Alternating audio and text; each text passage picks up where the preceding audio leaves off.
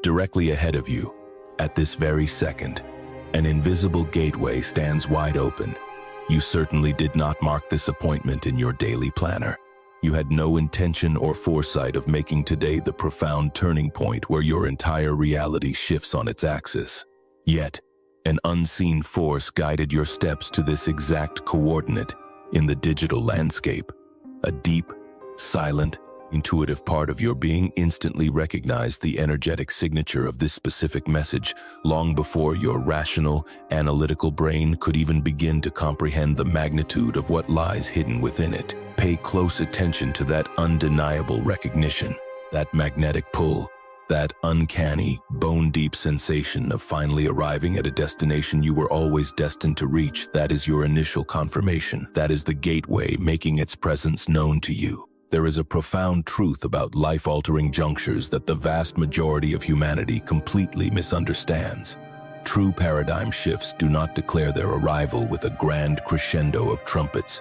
They do not come equipped with convenient calendar alerts, flashing neon signs, or brightly colored warning labels. Instead, they slip into your life with a quiet, almost nonchalant subtlety, perfectly camouflaged as a profoundly ordinary afternoon. You are simply resting wherever you happen to be positioned right now. You made the seemingly mundane choice to press play on a video, and the cosmos, which has been patiently holding its breath for this exact, flawless alignment of your internal readiness, suddenly swings open a massive door right in the middle of a random Tuesday. A profoundly different paradigm of consciousness operates entirely outside the standard, baseline frequency of conventional human thought. I do not mean it exists above ordinary thinking in an arrogant or elitist way. Rather, it exists beyond it in terms of pure dimensionality. Think of it in the same way a physical doorway exists in relation to a solid brick wall. The door is not morally superior to the bricks, but it provides a clear pathway into vast new rooms that the impermeable wall could never possibly access or comprehend.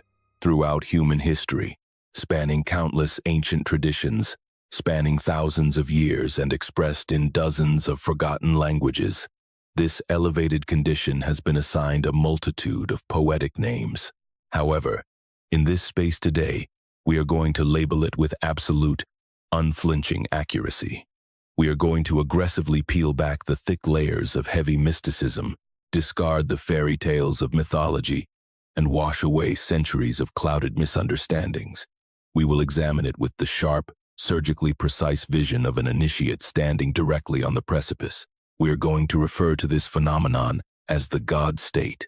Now, before you allow your conditioned brain to execute its usual defensive programming before it frantically attempts to categorize, heavily qualify, cynically dismiss, or wildly inflate the meaning of that dramatic phrase, I need you to anchor yourself right here on this edge. Understand this clearly. The God state has absolutely nothing to do with traditional religion. It is certainly not a playground to stroke the human ego. Furthermore, it is not an exclusive VIP lounge reserved strictly for special individuals, glowing enlightened masters, or martyrs who believe they have endured enough suffering, recited enough prayers, or sat in silent meditation for 10,000 grueling hours. Rather, it is a literal quantum reality. It represents a highly specific, empirically measurable, and entirely crossable boundary within human awareness. It is simply the reality, waiting on the opposite side of that metaphorical gateway that is currently standing wide open before you. The single most vital piece of intelligence I can possibly impart to you during these opening minutes of our shared journey is a devastatingly simple truth. The primary reason a staggering 99% of the global population will never step foot inside this frequency is not due to a lack of capability or intelligence. They fail simply because they are entirely blind to the fact that it exists as a literal door they can effortlessly walk through. Society has convinced them it is a treacherous, jagged mountain they must painfully scale over decades. Consequently, they waste the entirety of their brief mortal lives staring upwards in exhausted awe at a peak they could have just casually stepped into with a shift in perspective. I promise you, you will not fall victim to that tragic misconception today. Today is the day you completely decode the true essence of the God state. We are ignoring the romanticized myths and diving directly into the hard, undeniable mechanics of how it operates. You are about to discover precisely why entering this frequency radically overhauls your entire operating system, the way you process thoughts, how you perceive the physical world, your ability to manifest and create, and the very manner in which you navigate through the fabric of reality itself. You will gain crystal clear clarity regarding what awaits beyond this threshold, and you will see why crossing it permanently rewires your brain, ensuring you can never regress to your previous limited modes of thought. And finally, this being the most crucial objective of all, you are going to actively cross that line. A specific, older iteration of yourself clicked play on this video. I assure you, a fundamentally transformed, entirely different version of you will be the one who watches the final second. Let us begin the work. Right at this very moment, a subtle but undeniable shift is unfolding deep within your psyche, a phenomenon you likely haven't found the proper vocabulary to describe. It manifests as a distinct, internal pressure, an inescapable realization that your habitual methods of reasoning, your long-held survival strategies, your conceptual frameworks, and the endless mental loops you've relied upon for years are rapidly approaching the absolute limit of their utility. Imagine an outdated piece of software clumsily trying to execute commands on a vastly superior modern operating system. It technically still runs. It still manages to process basic data, but it has become painfully sluggish, prone to constant glitches, and requires an agonizing amount of energy just to yield rapidly diminishing returns. You have undeniably felt this friction. Perhaps it has surfaced in your life as a chronic, low-grade frustration, the exhausting reality of grinding harder and harder only to end up with the exact same mediocre outcomes. Alternatively, maybe it has presented itself as a profound, unshakable restlessness, a haunting intuition that something at the very foundation of your existence desperately needs to be overhauled, even if you can't pinpoint exactly what that something is. Or, quite possibly, it has emerged as a quiet, creeping cynicism, a growing suspicion that the masses surrounding you are enthusiastically participating in a societal game governed by a set of rules you fundamentally reject. You find yourself standing there, paralyzed by the choice of whether to force yourself to keep participating or to simply drop your gear and walk completely off the playing field forever. Let me be incredibly clear. This internal friction is not a flaw or a problem to be solved. It is a highly calibrated signal. What you are feeling is the invisible gateway vibrating at a newly unlocked frequency that perfectly aligns with your current stage of evolution.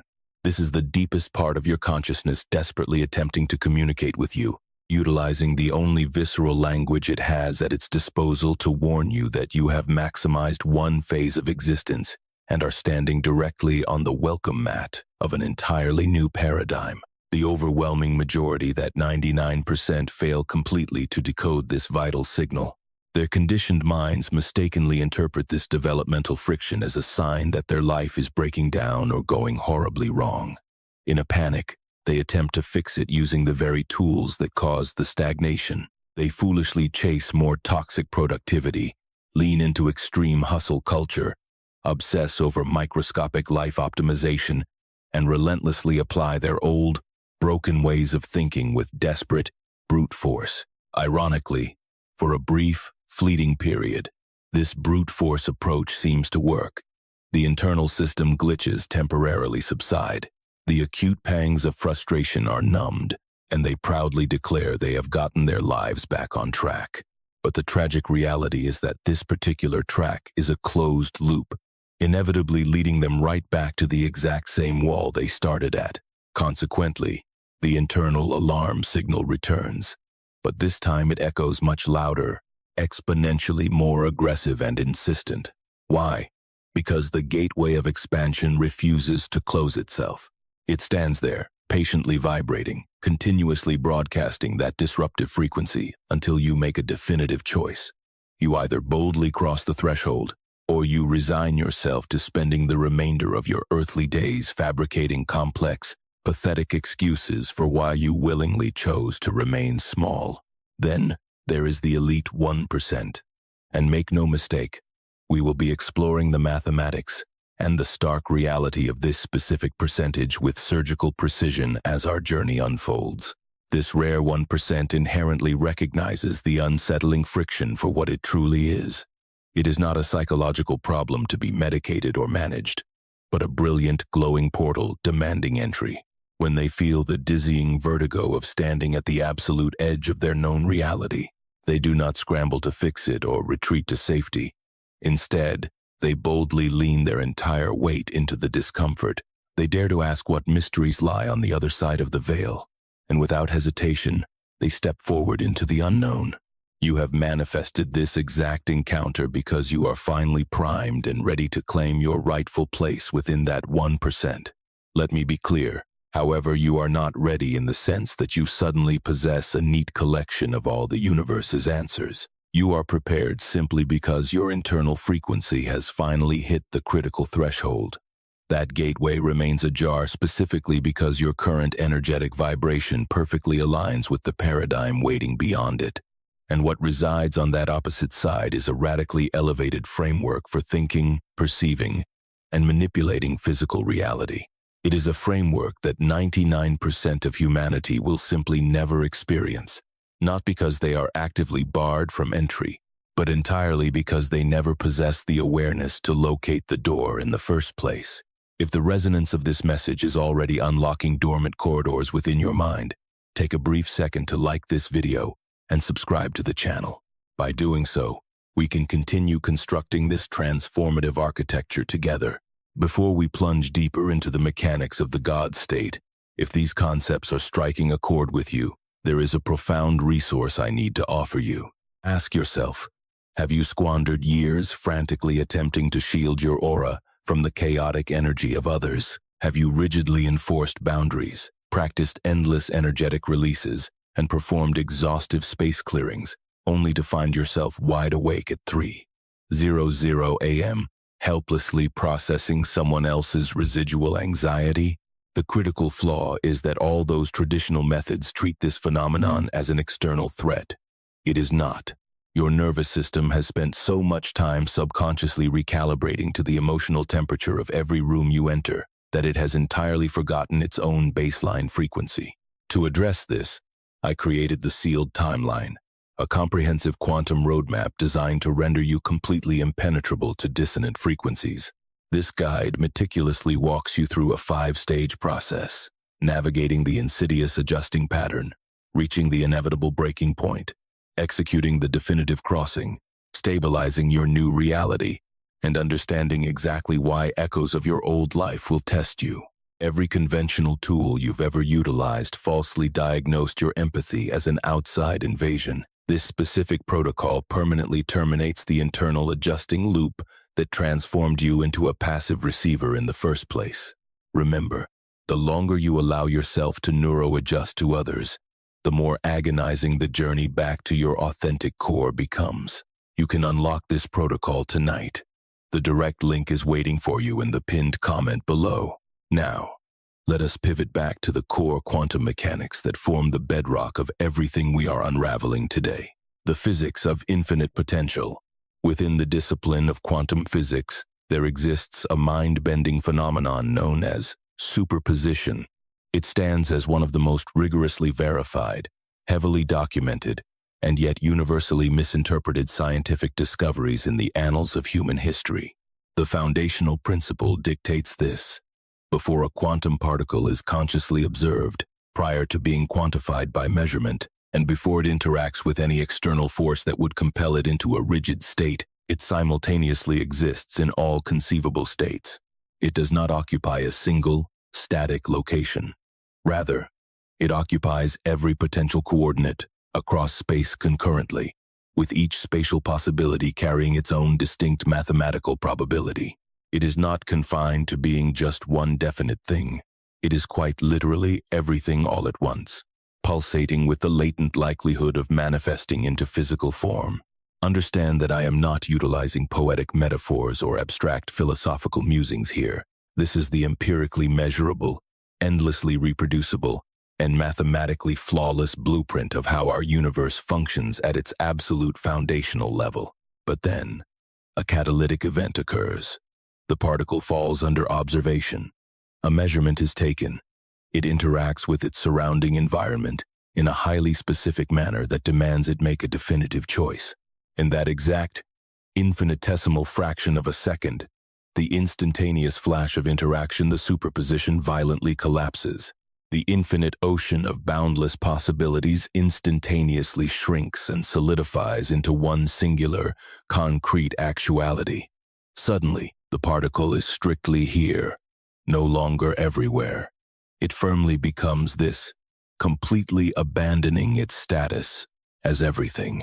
The wave function, which is simply the scientific terminology for the mathematical mapping of all those infinite potential states, implodes into a solitary, inescapable point, the collapse of human consciousness.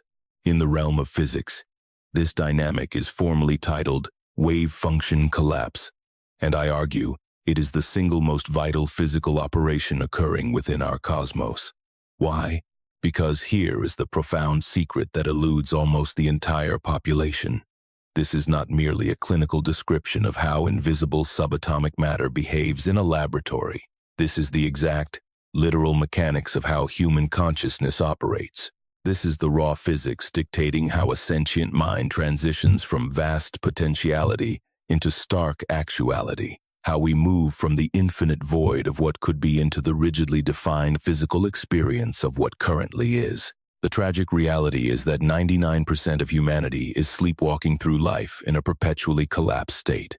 They do not occupy this restricted existence by conscious choice, but simply because they were deliberately blinded to any alternative paradigm.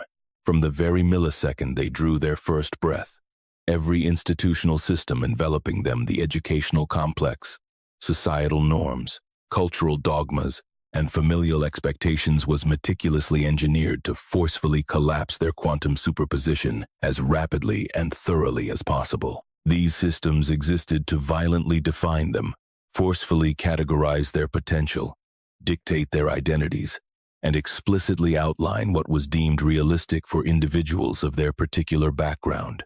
They were subjected to relentless measurement and inescapable observation, bullied into rigid societal molds before they were ever granted the luxury of exploring the breathtaking expanse of their true potential. Consequently, by the time the average person arrives at adulthood, their native consciousness has been almost entirely collapsed. They are shackled to a stagnant identity, paralyzed by inflexible belief systems, and bound by highly restricted expectations regarding what the universe is willing to provide them. Their neural pathways have calcified into rigid highways, ruthlessly filtering every novel experience through the suffocating lens of what they have already concluded to be absolute truth. To borrow the lexicon of quantum mechanics, the masses are fully observed, exhaustively measured, and completely defined. The illusion of stagnation. The brutal truth is that a fundamentally collapsed system is mathematically incapable of accessing new avenues of possibility. It is condemned merely to shuffle and rearrange the stale components it already possesses. This exact phenomenon is precisely why the 99% find themselves eternally trapped in loops, yielding the exact same disappointing results year after year. It is not due to a lack of effort, nor is it evidence of a cruel universe actively withholding blessings. It is simply the inevitable byproduct of operating from a consciousness that prematurely decided the absolute limits of its own reality. The fabric of the physical world is incredibly obedient to the energetic directives it receives from human consciousness, and it reliably delivers exactly what the mind expects. This brings us directly to the core of our thesis. The God state is nothing less than the active, deliberate restoration of your quantum superposition. It is the transcendent mental arena where your awareness, rather than suffocating within the confines of a collapsed, predetermined identity, expands outward, unlocking the infinite field of all conceivable possibilities. Stepping into this expanded awareness does not require you to aggressively abandon your core identity. You are not being asked to wipe away your personal history, obliterate your unique personality traits, or discard your individual preferences. Rather, this transformation is achieved by consciously dismantling the heavily fortified, fiercely guarded barricades that separate the person you have historically been from the limitless entity you are capable of becoming. It is about granting yourself the profound permission to exist, if only for a fleeting, experimental moment in the fluid quantum void that sits between rigidly defined states. You must allow yourself to revert to an unbound wave of potentiality, long before society forces you back into the confinement of a predictable, static particle. The instant you cross into the God state, your thought processes radically diverge from those of the 99%. This divergence does not stem from a place of arrogant superiority. Rather, it happens because you have simply unplugged yourself from the collapsed, suffocating framework that governs their daily existence. You permanently cease asking the limiting question of what is realistic, and bravely begin demanding to know what is truly possible. You no longer flip through the dusty archives of your past experiences seeking validation or permission to architect your future. You stop confusing the crude map, your deeply ingrained beliefs, your constructed identity, your historical traumas for the actual, sprawling territory of life. You break free from the stagnant echo chamber of your own outdated conclusions. Instead, you begin generating thoughts directly from the quantum field itself, and that field is absolutely infinite, defining true expansion. We must be razor-sharp and scientifically precise when defining the God state, because clarity is absolutely paramount in this work. Make no mistake, this is emphatically not a condition of delusional grandiosity. It has nothing to do with harboring feelings of supreme superiority, declaring yourself as special, or believing you are some divinely chosen figure. Those are classic traps of the fragile human ego, and your ego is the exact mechanical warden keeping you locked inside that collapsed, localized reality. Conversely, the God state is fundamentally defined by the profound, peaceful unraveling of the ego's suffocating grip. This does not mean the violent destruction of your selfhood. Instead, it signifies the gentle loosening of the ego's desperate insistence that your identity is a permanent, finalized product, forever restricted to the boundaries of who you were yesterday. This elevated paradigm operates as a supreme state of expanded cognitive perception, while baseline, ordinary consciousness painfully filters every piece of incoming reality through the microscopic keyhole of personal history and egoic identity. The God state interprets the universe through a massively widened aperture. Suddenly, variables and opportunities that were completely invisible materialize in plain sight. Intricate connections that were heavily obscured by mental fog become blindingly obvious. Complex dilemmas that previously appeared entirely impossible to solve suddenly present themselves as incredibly straightforward. These elements didn't miraculously morph or change their nature. The only difference is that your perceptual blinders have been removed, allowing you to actually witness them. Furthermore, the God state is a sanctuary of non-reactive, pure creation. The vast majority of the population, the 99%, exist in a state of perpetual, exhausting reactivity. An external event occurs in their immediate environment, and they instinctively fire off a knee-jerk response dictated entirely by their childhood conditioning.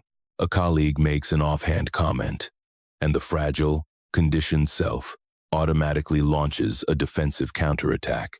When a roadblock materializes, the standard mindset either blindly attacks it using the exact same failed strategies of the past, or it completely surrenders, tragically interpreting the obstacle as undeniable proof of their own inherent limitations.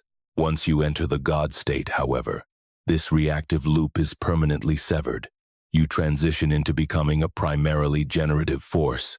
You are no longer defensively reacting to the physical world based on historical wounds. You are actively, aggressively synthesizing new reality based entirely on your future vision. The power of quantum coherence. In the truest sense, the God state is a profound manifestation of quantum coherence. To borrow again from the precise lexicon of physics, coherence describes an optimized condition wherein all the disparate, moving parts of a complex system begin operating in flawless alignment. They move in phase, generating a synchronized, elegant harmony that empowers the entire system to function as one unstoppable, unified entity, rather than a chaotic jumble of warring factions.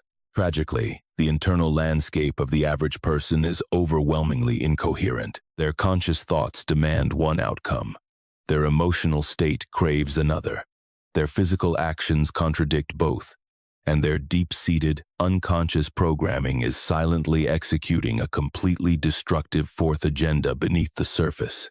The inevitable byproduct of this internal chaos is massive energetic interference, much like opposing ocean waves, violently crashing into and neutralizing one another. It results in agonizing effort devoid of real momentum, frantic movement lacking actual direction, and a colossal expenditure of life force that produces almost zero tangible results. But when you ascend into the God state, every single one of these fractured layers snaps into brilliant, diamond-like alignment. Your intellectual thoughts, your visceral emotions, your physical executions, and your foundational beliefs are suddenly all acting as a unified compass, pointing precisely in the exact same direction. When this miraculous internal synchronization occurs, the external manifestations are no longer slow and linear. They become explosive and mathematically exponential. This phenomenon fully explains why the top 1% appear to possess a magical advantage and seem to navigate an entirely different dimension of reality. Their secret is not that they are grinding themselves to the bone with harder work. Their secret is that they are manifesting from a place of absolute systemic coherence, rather than debilitating internal interference. They have successfully bypassed the threshold, arriving at a plane where their entire biological and spiritual machinery surges forward as one, completely eradicating the habit of self-sabotage, the mechanics of the gateway. This brings us to a supremely critical juncture in our discussion. We must now turn our direct focus to the architecture of the gateway itself, the exact razor-thin threshold separating ordinary, mundane consciousness from the limitless power of the God state. Comprehending the structural mechanics of this gate is the sole key that makes physically crossing it a reality.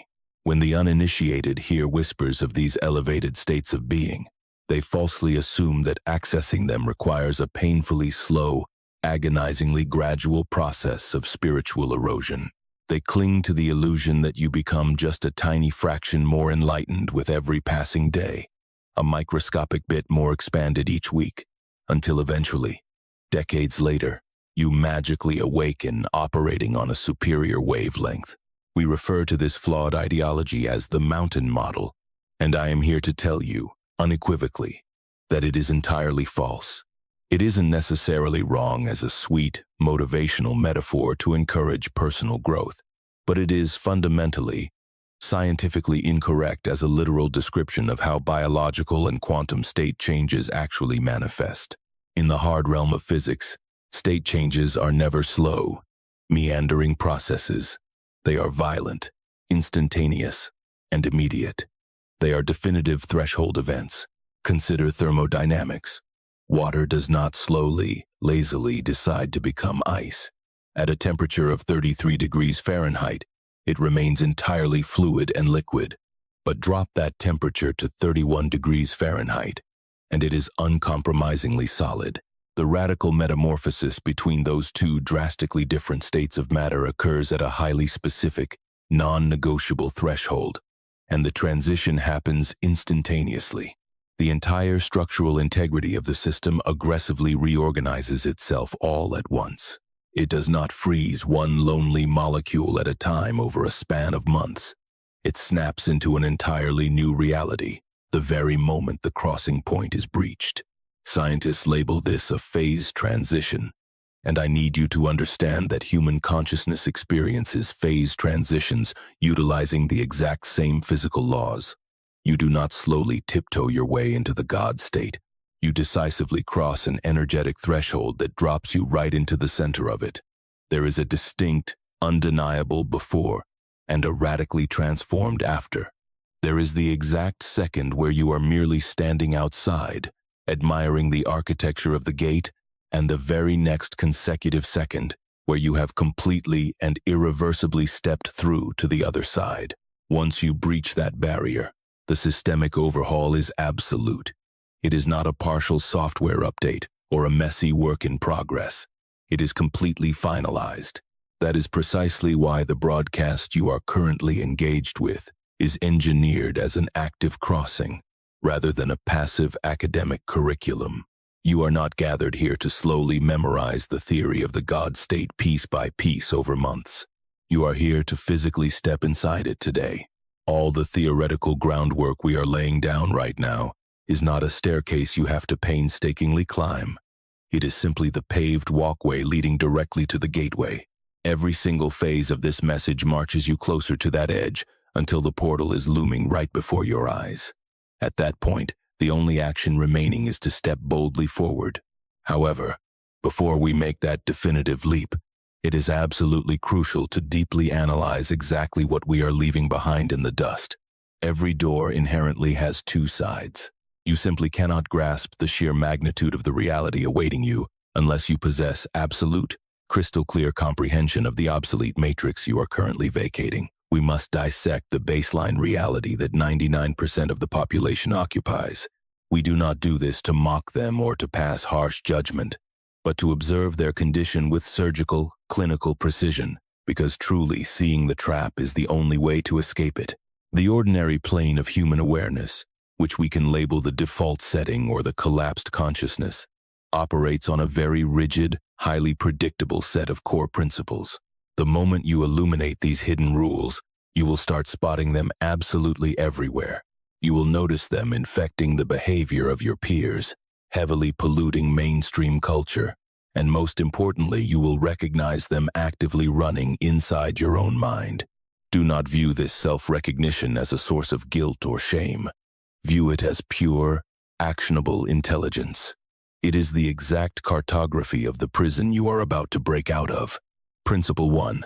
Identity-based thinking. The foundational pillar of this ordinary state is identity-based thinking.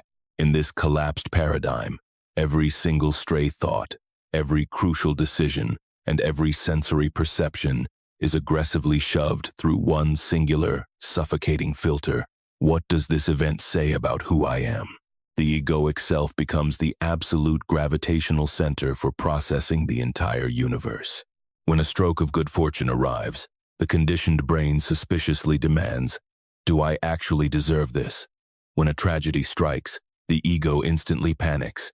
"Is this my fault?" When unprecedented opportunities materialize out of thin air, the programmed mind hesitates, whining, "Is this realistically meant for someone of my background?" Every byte of incoming data is ruthlessly interrogated against the internal narrative of your identity, a fabricated story dictating your worth, your capabilities, and your rightful place in the hierarchy. This isn't a moral failure on your part. It is simply the inevitable byproduct of living within a consciousness that has been incessantly judged, graded, and boxed in since infancy. Your identity functions as the crude map your conditioned self relies upon to traverse reality. The fatal flaw is that maps are only valuable until the landscape shifts, and the quantum territory of life is in a state of constant, fluid mutation. Identity-based thinking physically chains you to a ghost of who you used to be. It installs your history as the supreme dictator of your destiny. It is the exact psychological mechanism that ensures individuals who were once labeled limited will continue to manufacture limited circumstances long after the original oppressor has vanished. The fictional narrative mutates into concrete reality. The outdated map is tragically mistaken for the living terrain, and the individual wastes their entire existence wandering through a simulated world constructed entirely within the confines of their own skull. Principle 2. Scarcity processing. The second restrictive pillar governing the ordinary state is scarcity processing. In the default matrix, the human brain operates as a hyper-vigilant radar, obsessively scanning the horizon for immediate threats, dangerous deficits, and overwhelming lack. Again, this is not a biological defect. It is a deeply ingrained evolutionary inheritance. Thousands of years ago, the prehistoric brain that managed to survive was the one relentlessly obsessed with what was missing, what could bite, and what was fatally insufficient. This paranoid vigilance regarding scarcity literally kept our ancient ancestors from going extinct. However, we now inhabit a modern paradigm where our primary daily struggles revolve around creative expansion and self-actualization, not dodging apex predators in the wilderness. The game has drastically evolved from survive the day to architect a masterpiece of a life. Yet, that ancient, hyper-vigilant mechanism has morphed into an invisible mental penitentiary. Because of scarcity processing, no matter what miraculous blessing enters your orbit, your immediate, knee-jerk reaction is to interrogate it. What is the catch? What is broken? How is this insufficient? How will this ultimately ruin me? When fortune smiles upon the scarcity-driven mind, it immediately spirals into calculating the mathematical probability of losing that newly acquired prize. When a fresh, dazzling avenue of possibility opens up, the terrified ego instantly compiles a massive dossier of reasons why the venture will end in catastrophic failure. Even worse, when a peer achieves phenomenal success, the scarcity-infected mind processes their victory as a personal, agonizing subtraction, subconsciously believing that someone else's triumph somehow drains the universal reservoir of abundance available to them. Understand this deeply. The 99% do not inhabit a physical world that is objectively devoid of resources. Instead, they are trapped in a diseased state of consciousness that forcefully hallucinates scarcity into every environment it enters. And because the universe flawlessly mirrors the instructions issued by human consciousness, they continuously manifest and endure the bitter illusion of lack, even when they are standing neck-deep in the objective conditions of limitless abundance. Principle 3. Time. Bound thinking. The third and final pillar holding up the ordinary state is the trap of time-bound thinking. Within the default operating system, human awareness is almost entirely hijacked by the ghosts of the past and the phantoms of the future, leaving virtually zero vital energy anchored in the pure present. The past functions merely as a dusty archive, hoarded to provide endless evidence to validate the restrictive identity story we discussed earlier. It constantly whispers, "Look at this old failure, this proves exactly who you are. This defines your ceiling. This is the absolute limit of what you should expect from life." Conversely, the future acts as a massive, blank projection screen upon which the terrified ego broadcasts all the desperate hopes and paralyzing anxieties generated by that very same identity story.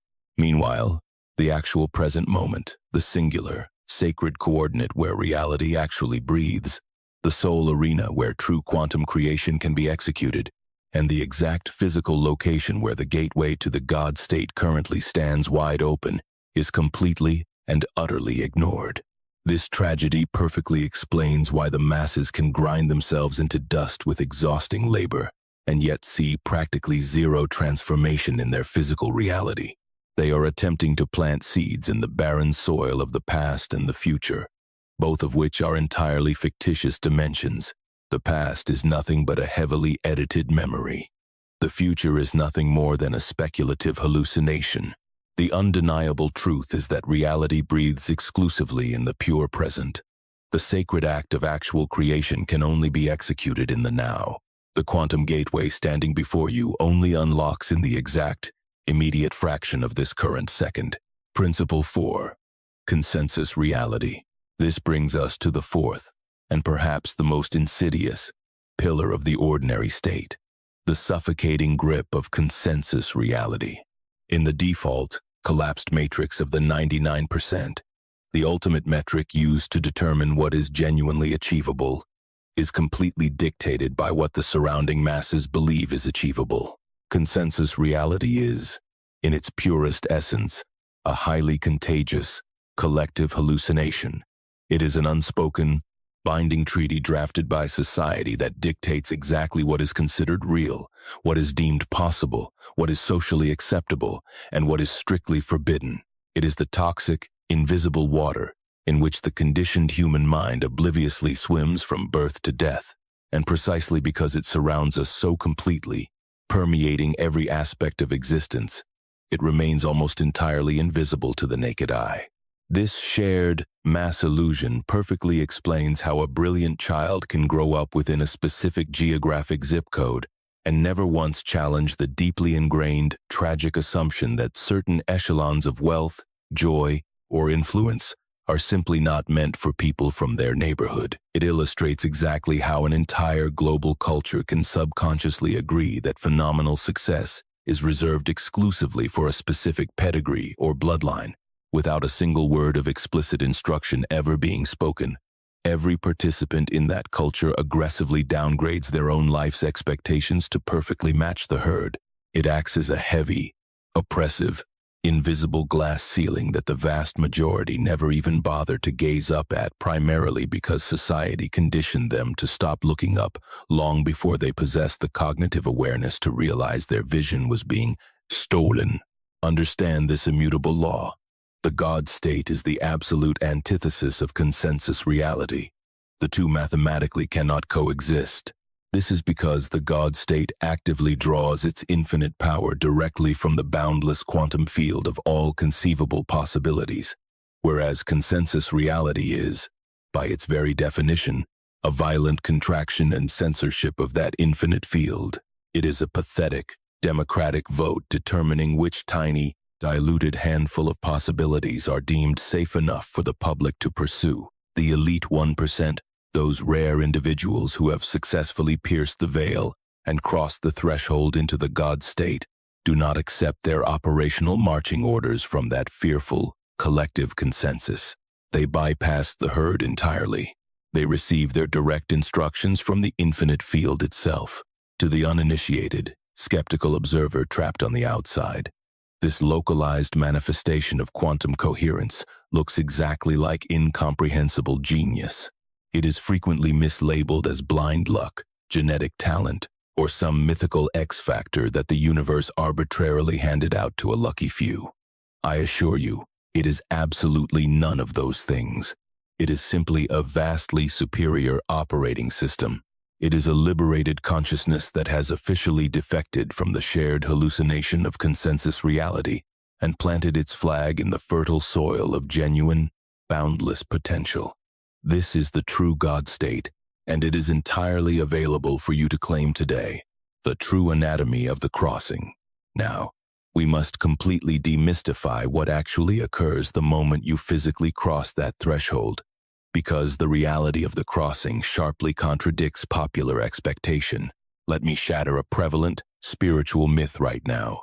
The God state is not an exhausting, non-stop roller coaster of peak emotional experiences. It is not a manic condition of perpetual, euphoric bliss, a state of unbroken, dazzling inspiration, or a magical fairy tale entirely devoid of physical world challenges. Those are dangerous, cartoonish fantasies conjured up by the ordinary, collapsed mind as it desperately tries to imagine what the other side looks like. Ironically, these very utopian fantasies act as heavy psychological barricades that prevent sincere seekers from ever making the jump. They stand paralyzed at the edge, waiting for the gate to radiate blinding golden light and look like a celestial paradise, completely failing to realize that the life-altering gateway just looks like an ordinary, unassuming door. What actually transforms when you anchor yourself in the God state is the foundational layer from which you operate, not necessarily the immediate, external circumstances of your daily routine, at least, not in the first few moments. It profoundly shifts the deep subterranean depth from which your consciousness executes its commands. When you are trapped in the ordinary state, you live entirely on the superficial crust of your existence. You operate strictly from the shallow layer of fleeting thoughts, knee-jerk emotional reactions, heavy childhood conditioning, fabricated identity stories, and those stifling consensus beliefs we just deconstructed. This is the most glaringly visible, highly familiar, and socially legible layer of the human animal. It is the surface-level avatar that other people can easily point to, judge, evaluate, and react against. Because it is the most visible element, the 99% falsely assume it is the most critical component of their being. Consequently, They hemorrhage all of their vital life force desperately trying to manage it, endlessly obsessing over optimizing it, and exhausting themselves by constantly performing it for the applause of strangers. But that surface is unequivocally not the most important layer.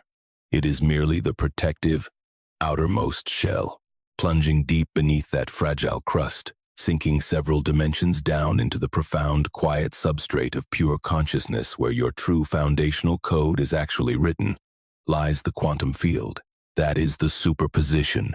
That is the embryonic matrix of all infinite possibilities, existing beautifully before a single one of them has collapsed into that heavily defended, rigidly defined, and easily observed ego self.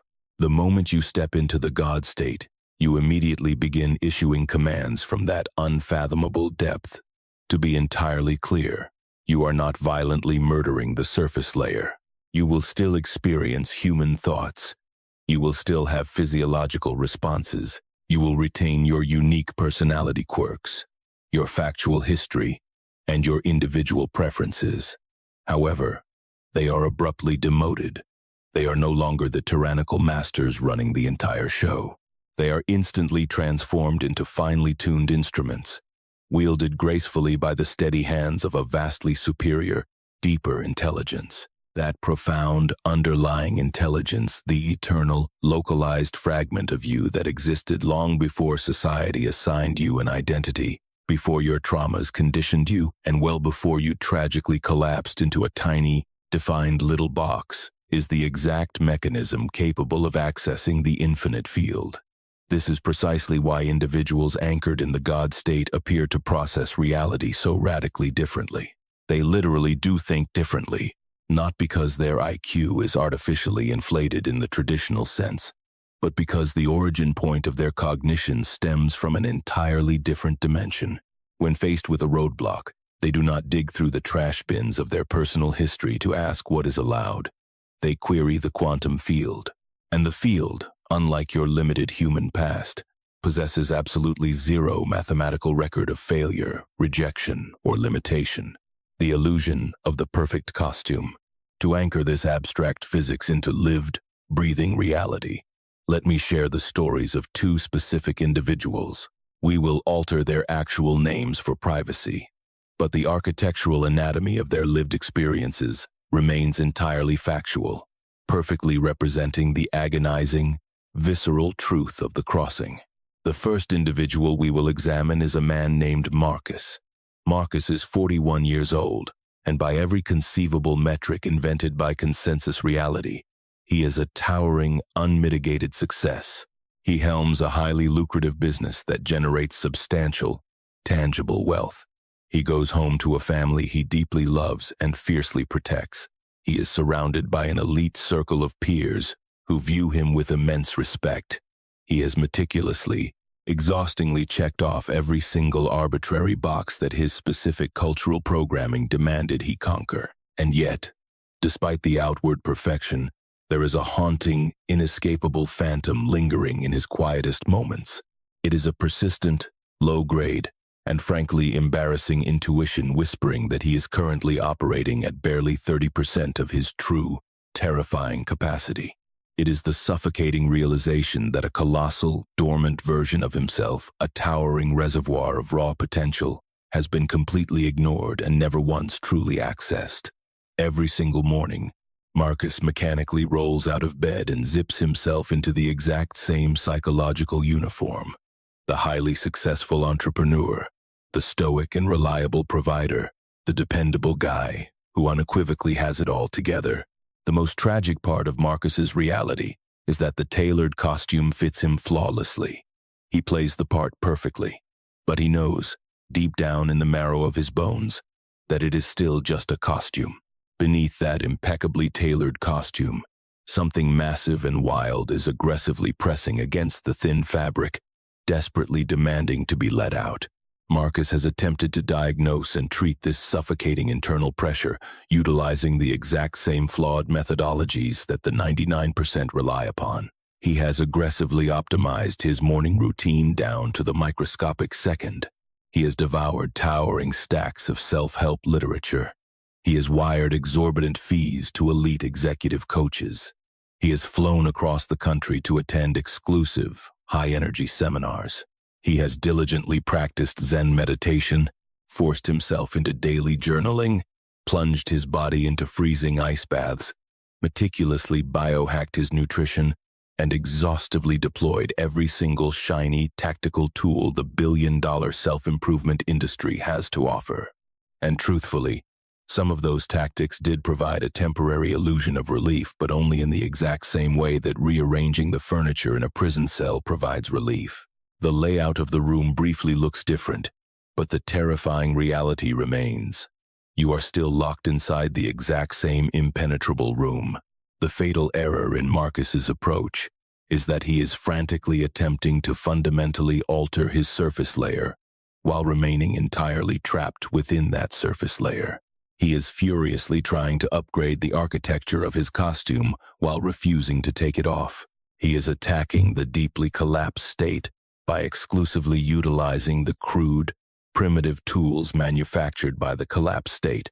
Physics dictates that a collapsed system is entirely incapable of uncollapsing itself from within. That is fundamentally not how phase transitions operate in the universe. What Marcus desperately requires is not another hyper-optimized morning routine. He does not need another productivity hack. He needs to locate a definitive threshold. He needs to find the gate. The illusion of the small story. Now, let us examine the reality of our second individual, a woman named Elena. Elena grew up deeply embedded in an environment where the heavy consensus reality of her local community had meticulously drafted a highly specific, restrictive script regarding what was achievable for her life. This collective script was not aggressively malicious or intentionally cruel. It was simply incredibly small. The unwritten law silently dictated, people from this zip code perform this specific caliber of labor. We reside in these specific types of modest neighborhoods, and we gratefully accept this specific, unremarkable trajectory of life. Elena, however, possessed a brilliant, razor-sharp intellect. She was exceptionally perceptive and vibrantly alive in dimensions that her immediate surroundings lacked any conceptual framework to understand. Yet, because she was a child, she absorbed this suffocating cultural script the exact way all children absorb their environment, completely devoid of intellectual resistance. She internalized it not as one isolated community's tragic, localized hallucination about limits, but as the absolute, unquestionable, objective law of the universe. She consequently burned through the entirety of her 20s, desperately attempting to fit her expansive soul inside that tiny, cramped narrative. She felt the profound wrongness of it every single day. It was the exact psychological equivalent of forcing your foot into a shoe that is 2 sizes too small. The pain wasn't necessarily dramatic or explosive. It wasn't an acute agony she felt entitled to publicly complain about, but it was a dull, constant, inescapable ache that accompanied every single step she took. She bravely tried to stretch the fabric of her inherited story. She pushed hard against the rigid borders, attempting to slightly expand the perimeter of what her culture allowed. She exhausted herself trying to become the absolute best, biggest possible version of that inherently small story, only to discover a brutal truth. Small stories possess incredibly vicious, highly effective defense mechanisms designed to violently enforce their own smallness. The anatomy of the crossing. And then, one completely unremarkable day, a Tuesday where the sky didn't miraculously part, where absolutely nothing dramatically notable occurred in her physical environment, something deep within Elena's quantum architecture finally breached critical mass. She was sitting in a perfectly ordinary chair, executing a perfectly mundane task. In that fraction of a second, she was struck by a sudden, violent, almost physiological clarity. The claustrophobic narrative she had been agonizingly forcing herself to live inside was entirely fictitious. It was not objective reality. It was merely a story. And the beautiful thing about stories is that they can be instantly rewritten. Crucially, she realized this change could not be achieved through slow, agonizing negotiation with the story on its own toxic terms. Freedom could only be secured by violently stepping completely outside of its gravitational pull, by finally locating the invisible doorway that her culture had aggressively sworn did not exist. Elena found her gate, and without a second thought, she walked through it. What awaited Elena on the opposite side of that threshold was not a magical, overnight explosion of multi-million-dollar wealth or instantaneous global fame, at least. Not in the first few hours. What radically transformed was the foundational, subterranean layer from which her entire operating system processed reality. She permanently ceased begging the small story for permission to exist.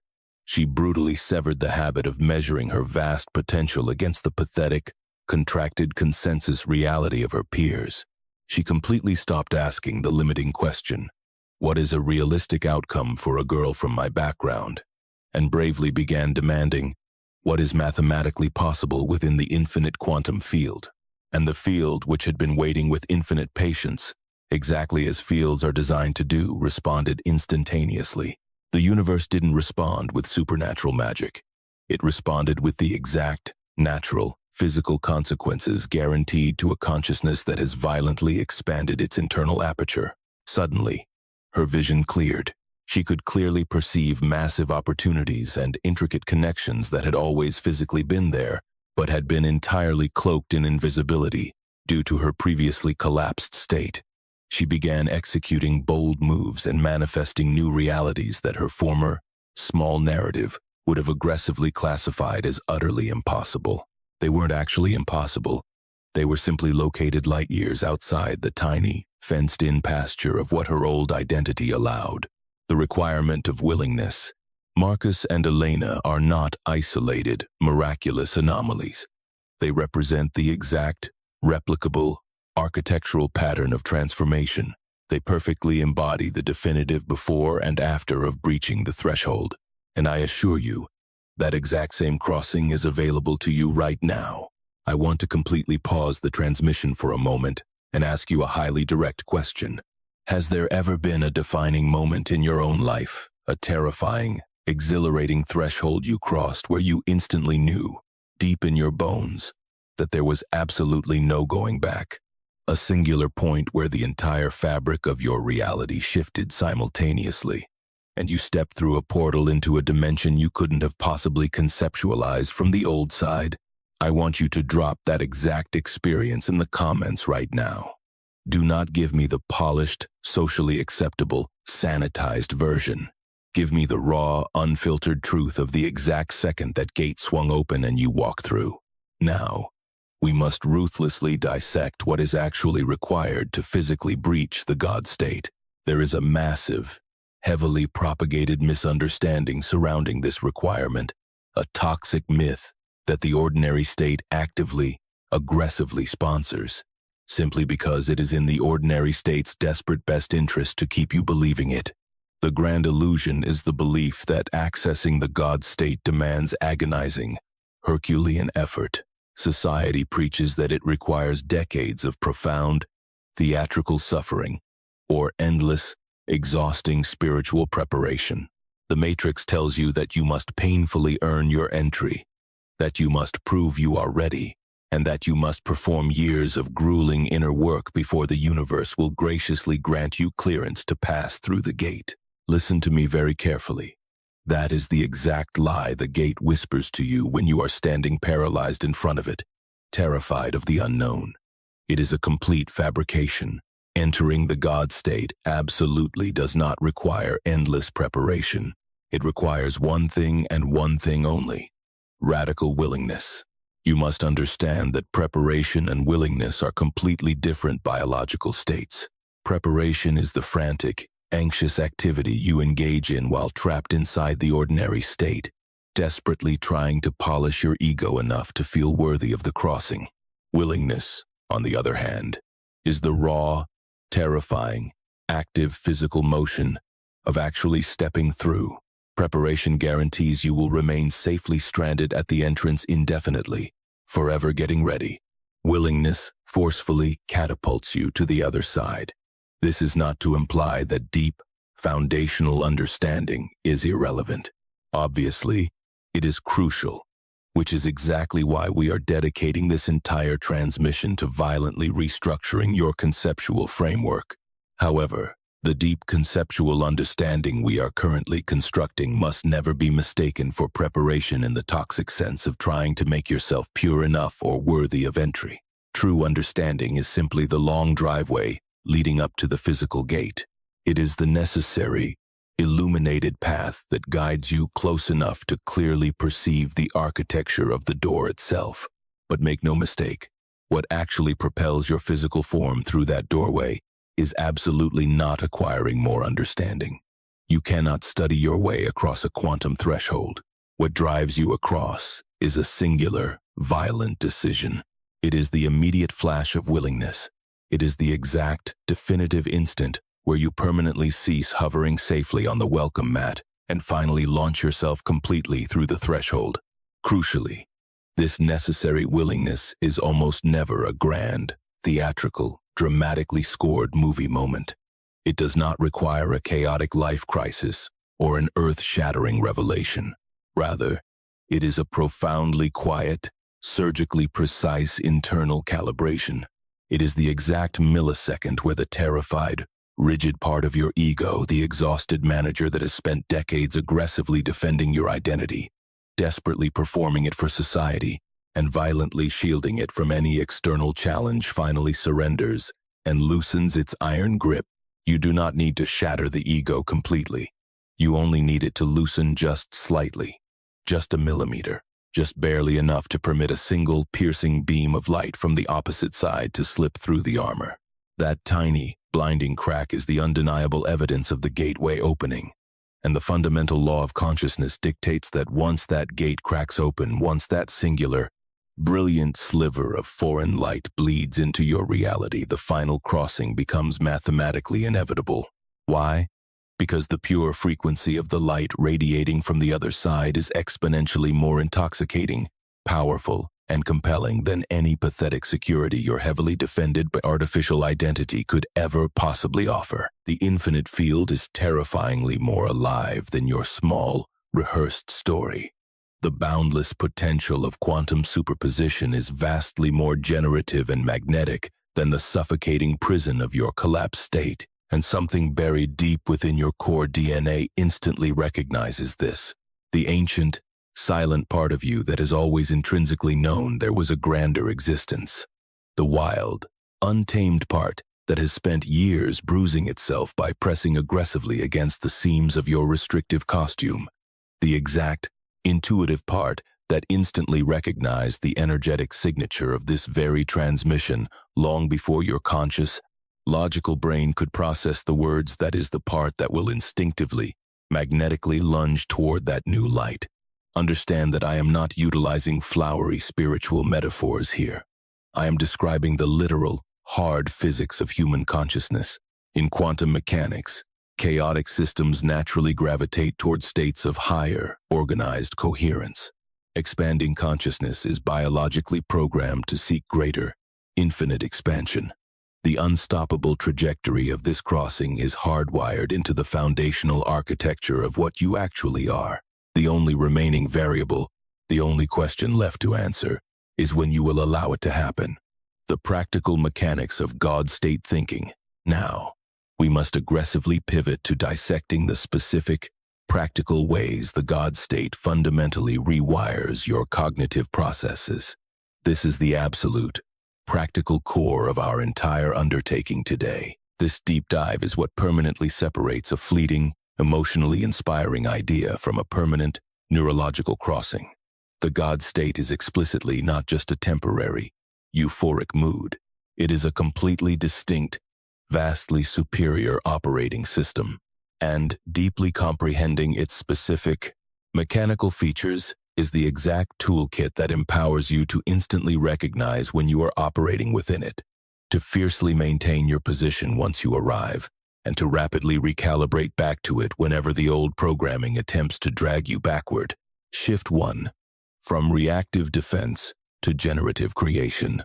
The first, and arguably most violent, cognitive shift is the complete transition from reactive survival thinking to pure, creative generation. Within the ordinary, collapsed matrix, the human mind functions almost exclusively as a reactive defense mechanism. It operates like an anxious radar dish, constantly scanning the immediate environment for random external inputs, only to frantically generate responses based entirely on obsolete, past programming. An event occurs in the physical world, and the conditioned brain immediately detonates its predictable processing loop. What does this threat mean? How should I react? What failed strategies have I utilized in similar situations 10 years ago? What does this event say about my inherent worth? What fragile part of my ego must I aggressively defend right now? Tragically, the ego's knee-jerk response is fully generated and launched before the actual situation has even been clearly perceived. Why? Because the conditioned mind is never actually looking at reality. It is only ever looking at its own distorted, historical interpretation of reality, heavily filtered through every trauma and limitation it has previously decided to be true. When you cross into the God state, the mind instantly and permanently shifts from a state of being reactive to a state of being creative.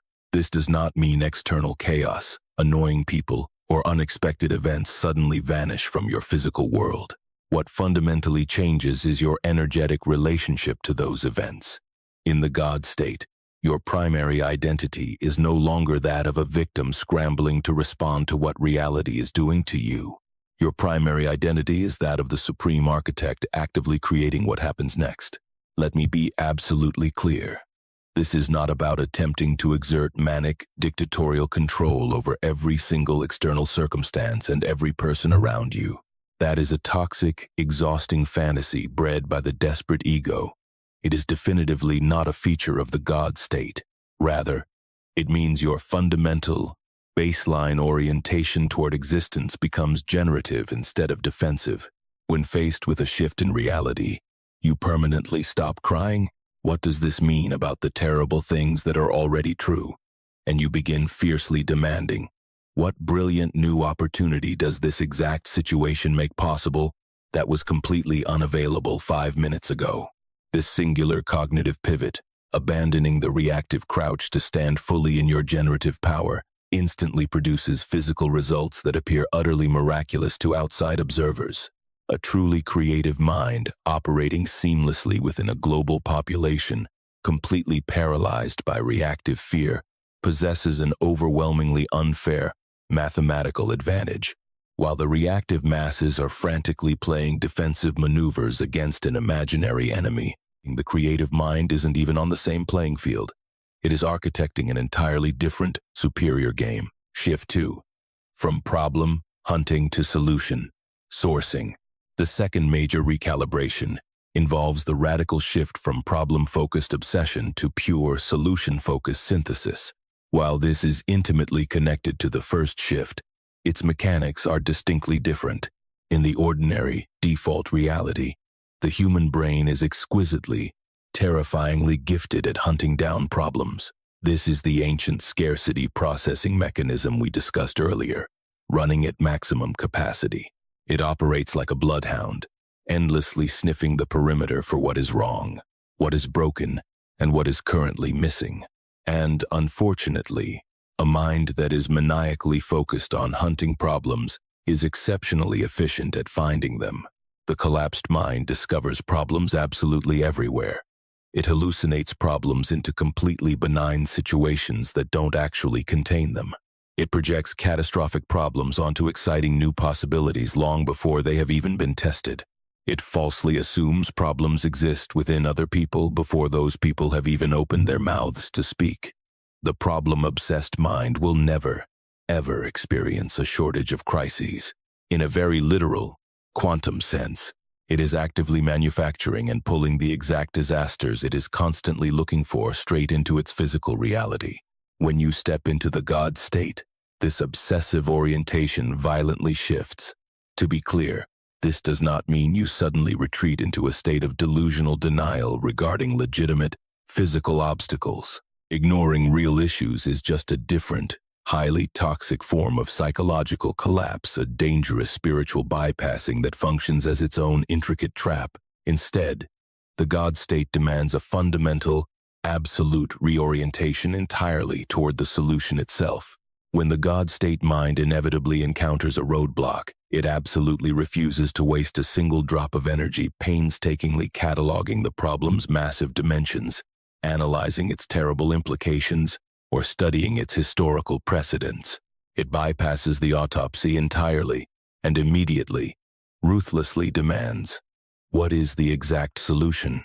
And notice the precise phrasing. It does not timidly ask, "What is the most realistic compromise?" It does not whine, "What tiny solution is someone from my background permitted to access?" It refuses to ask, "What mediocre solution does my past history suggest is currently available?" It demands, "What is the ultimate solution?" Full stop. It pulls that answer directly from the infinite quantum field, entirely bypassing the filthy, restrictive filter of human limitation. And because the field intrinsically contains the blueprint for absolutely every conceivable solution, because the superposition, by its very definition, encompasses the mathematical probability of every single positive outcome simultaneously, the answer is always waiting. The consciousness anchored in the God state seamlessly unearths brilliant solutions that the chronically problem-focused mind is completely blind to. This isn't because the solutions magically materialized out of thin air. It is simply because the problem-obsessed intellect was frantically searching in the wrong dimension. It was digging through the barren, collapsed graveyard of past failures, while the God state mind was effortlessly harvesting direct answers from the boundless quantum field. Shift 3. From linear trudging to non-linear leaping. The third profound cognitive recalibration is the violent departure from slow, linear progression into the explosive realm of non-linear reality. The default human operating system is strictly addicted to chronological, linear timelines. It stubbornly insists that step 1 must painstakingly lead to step 2, which eventually slogs towards step 3. It demands that cause inevitably yields a highly predictable effect. It dictates that resources must be stockpiled in a strict sequential order, and that true progress can only be validated when it is measured in tiny, agonizing micro-increments. To be fair, linear processing is not inherently evil. It serves a perfectly functional purpose for mundane, administrative tasks. However, relying on it as your primary engine for navigating a fundamentally non-linear universe is a catastrophic limitation. The hard, verifiable truth illuminated clearly by advanced quantum mechanics is that the fabric of reality is entirely non-linear. At the quantum level, the behavior of complex systems is wildly probabilistic, non-local, and completely detached from sequential time. The traditional, rigid rules of cause and effect are frequently nothing more than optical illusions. The actual distance between your current coordinates and your ultimate destination is rarely a straight, neatly paved highway. Sometimes, progress manifests as a violent, instantaneous quantum leap. Sometimes, it takes the form of a spontaneous, impossible connection dropping straight from the ether. Frequently, it reveals itself as a massive synchronicity, two seemingly unrelated variables colliding in the void to birth a new reality that neither could have possibly generated in isolation. The God state consciousness is incredibly intimate and perfectly comfortable with this chaotic non-linearity. It entirely refuses to sit around waiting for step 2 to be officially completed before boldly orchestrating step 3. It rejects the pathetic assumption that the path to massive success must mimic the beaten, tired trails of those who came before. By operating within the fully dimensional, holographic space of infinite possibility, it actively recognizes and exploits hidden wormholes and unseen leverage points that the linear mind cannot even begin to comprehend. This exact phenomenon explains why the elite 1% appear to operate at absolute warp speed. They aren't sacrificing their health to work 20 times harder than everyone else. They have simply stopped shackling themselves to the suffocating staircase of linear time. They navigate directly through the quantum field, seizing the absolute shortest energetic route between their current state and their desired manifestation, even if that route looks like an impossible, physics-defying leap to the untrained eye. Shift 4. From fear-based adrenaline to love-based alignment. The fourth and most foundational recalibration is the profound transition from fear-based adrenaline to love-based alignment. Make no mistake, this is the deepest neurological shift of all, and it serves as the ultimate dividing line separating the exhausted 99% from the elite 1% when it comes to sustained, peak performance and limitless creative output. Within the ordinary, collapsed state, the core engine driving human behavior is pure, unadulterated fear. I am not necessarily referring to cinematic, screaming terror, but rather the insidious, low-grade, constant hum of anxiety that underscores almost every conditioned action. It is the paralyzing fear of public failure, the dread of societal judgment, the terror of being mathematically wrong, the panic of being exposed as an imposter, the deep, agonizing fear of losing accumulated status, or the haunting suspicion of fundamentally not being enough. This background radiation of fear is so completely normalized, so deeply stitched into the fabric of modern consensus reality, that the vast majority of society doesn't even recognize it as a trauma response. They dress it up in socially acceptable disguises. They proudly label it ambition. They call it the grind or the hustle. They disguise it as having impossibly high standards or being a responsible adult. But listen to me closely. Any motivation fueled by fear has a hard, unbreakable ceiling. Fear is an intrinsically contracted, defensive emotion, and contracted states mathematically can only yield contracted, finite results. Yes, you can construct massive empires fueled by the dark energy of fear. Human history is littered with monolithic achievements birthed from terror and ego. However, fear-driven architecture always carries the rotting, brittle signature of its creator. It is endlessly defensive, highly fragile, utterly exhausting, and ultimately leaves the victor feeling entirely hollow. You may successfully acquire all the glittering external trophies, but internally, you remain entirely bankrupt, feeling as though you haven't actually arrived anywhere. When you finally cross into the God state, your primary internal reactor swaps fear for love. And we must be ruthlessly precise about our definition here, because I am absolutely not talking about fragile sentimentality, romanticized fluff, or the soft, poetic weakness society often associates with the word. In this quantum context, love translates to absolute, indestructible alignment. It represents the frequency where your every action is launched from a place of unshakable, profound truth, rather than being a panicked reaction to a perceived threat. It means you are aggressively building your vision because you are called by a divine, internal mandate to create it, not because you are terrified of what happens if you fail. It signifies a radical shift where you are powerfully marching toward a blazing future you deeply desire, instead of desperately sprinting away from a nightmare you are trying to avoid. Motivation anchored in true alignment possesses zero ceilings, because love is a fundamentally expansive frequency, and expansive states effortlessly breed exponential, infinite results. When you execute from a place of absolute coherence, when your conscious thoughts, your visceral emotions, your physical executions, and your bedrock beliefs are all locked onto a single target, you genuinely desire to bring into existence, the resulting shockwaves are not just marginally better than fear-driven outcomes. They belong to an entirely different dimension of reality entirely.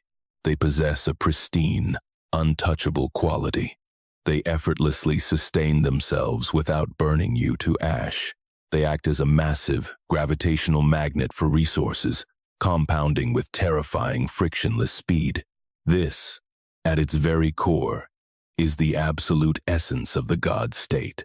It is a sovereign consciousness, operating from profound alignment rather than panicked terror, harvesting from the infinite field rather than the tired story, generating from pure creation rather than defensive reaction, existing boldly in the boundless superposition rather than suffocating in the collapse. And this exact frequency is perfectly available to you right this very second, humming quietly just beyond the gateway that is currently standing wide open in your immediate path. Now, before we pivot into the hard, actionable practices of this transmission, I need you to pause and anchor this truth in your own history. I want you to excavate your memory and isolate that one specific, undeniable moment. Not a moment you merely suspected, but the exact second you absolutely knew in your bones that you had permanently crossed a point of no return in your own life. I want you to pinpoint that exact millisecond where reverting to your former self became a mathematical impossibility. Share that profound experience with me down in the comments. What exactly was the catalyst? And more importantly, did you consciously orchestrate that leap, or did the universe aggressively choose it for you? Now, we must transition from theory into raw, physical application. Stepping through this gateway is far more than a mere conceptual exercise or an intellectual philosophy. It is a deeply visceral, somatic event. This profound metamorphosis occurs just as violently and beautifully within the physical tissues of your body as it does within the neurons of your brain. It registers in the rhythm of your breath, in the electrical firing of your nervous system, and within the raw, felt sensation of your own pulsating aliveness. There is a highly specific, empirically repeatable practice of physical technology that is designed to pull you directly through that gate at this exact moment. The somatic crossing protocol. I require you to execute this specific exercise alongside me right now. Do not bookmark this to try later. Do not wait until you have intellectually analyzed it. Do it now. I want you to scan your physical vessel and isolate the exact location where you are currently holding the most profound internal tension. I am not necessarily referring to acute physical pain, but rather a sensation of intense gripping, restricting, or holding. It is the specific coordinate where your body is actively clamping down on an invisible weight. For the vast majority of humanity, this energetic knot resides tightly within the chest, constricts the throat, or sits heavy in the solar plexus. Find that exact spot. Do not attempt to force it open or miraculously release it just yet. Merely shine the spotlight of your awareness upon it. Understand this undeniable truth, that physical tension is the gate. I am not utilizing a cute spiritual metaphor. That literal, biological sensation is the exact physical coordinate where your terrified, conditioned self is fiercely maintaining its tyrannical grip. It is the literal site where your collapsed state is being chemically and muscularly enforced by the neurological machinery of your own body. That knot is the fortress where your limiting story resides. It is the command center where your fragile identity is defended. It is the exact point where your infinite quantum superposition was originally collapsed, and it is the mechanism keeping that collapse actively maintained, second by second, through a constant, low-grade physical contraction. Step 1. The power of observation. Now, without deploying any effort to fix it, without frantically trying to heal or release it, and without demanding that it change its nature, I simply want you to observe it. Gaze upon this knot of tension as if you were examining a fascinating alien artifact you have never encountered before. Look at it with profound, detached curiosity. Approach it with absolute openness, entirely devoid of harsh judgment or the desperate need for it to magically disappear. Just observe, and pay very close attention to what occurs next. For the overwhelming majority of people, the simple, radical act of observation of bathing that dark place of holding in pure, non-judgmental awareness catalyzes an immediate, subtle shift. The tension does not instantly vanish into thin air, but its fundamental texture radically alters. It begins to feel more porous, slightly less defensive, and noticeably less desperate to maintain its rigid borders. This softening is the absolute beginning of your crossing. This is the physical gate actively responding to the upgraded frequency of your attention. Step 2. Querying the gate. In this softened state, I want you to pose a very specific question to yourself. However, you must not ask this from the analytical chatter of your conscious brain.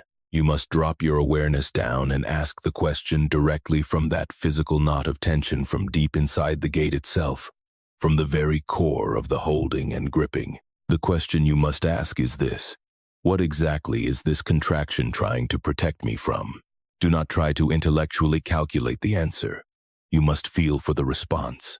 Allow the answer to bubble up organically from the physical tissues, directly from the site where the conditioned ego is fighting for its life.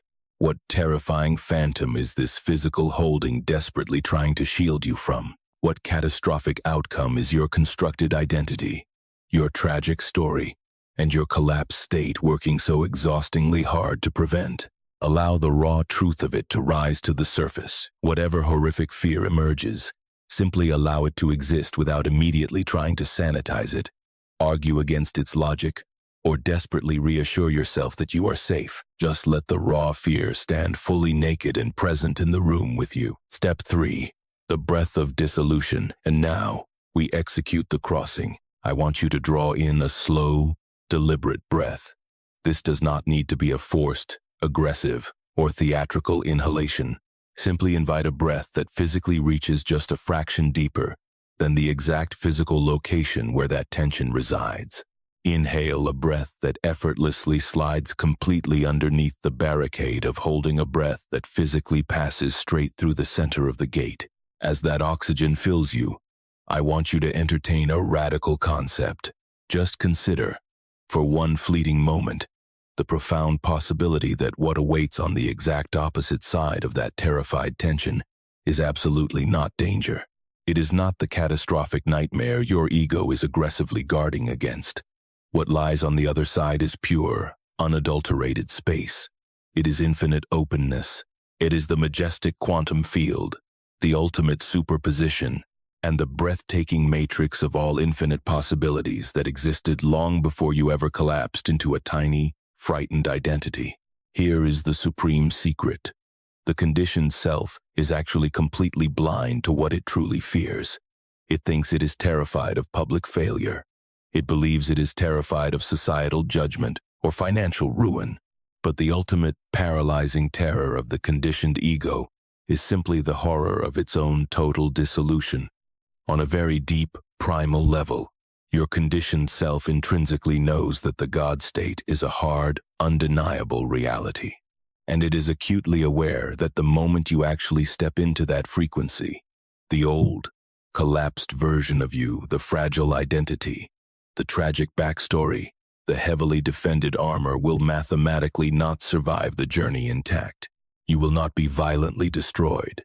You will simply be too massively expanded to fit back into the old suit.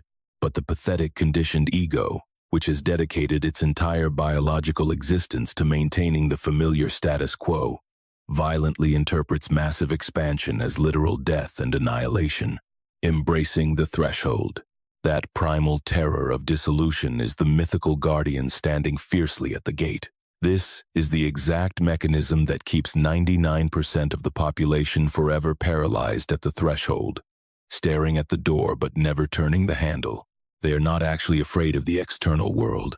They are mortified by the blinding brilliance of their own becoming. They are terrified of what they will be required to do once they realize they are infinitely larger than their tiny story permitted. And here is the ultimate truth I need to burn into your mind as you stand at this precipice. That very fear is the physical gateway. The terror itself is the actual threshold. The horrifying thing you are so desperately afraid of crossing is the actual crossing point. The very second you feel that massive internal resistance, when your conditioned ego violently tightens its grip, screaming every logical excuse to remain small and safe that is absolutely not a signal to retreat, that is the ultimate green light.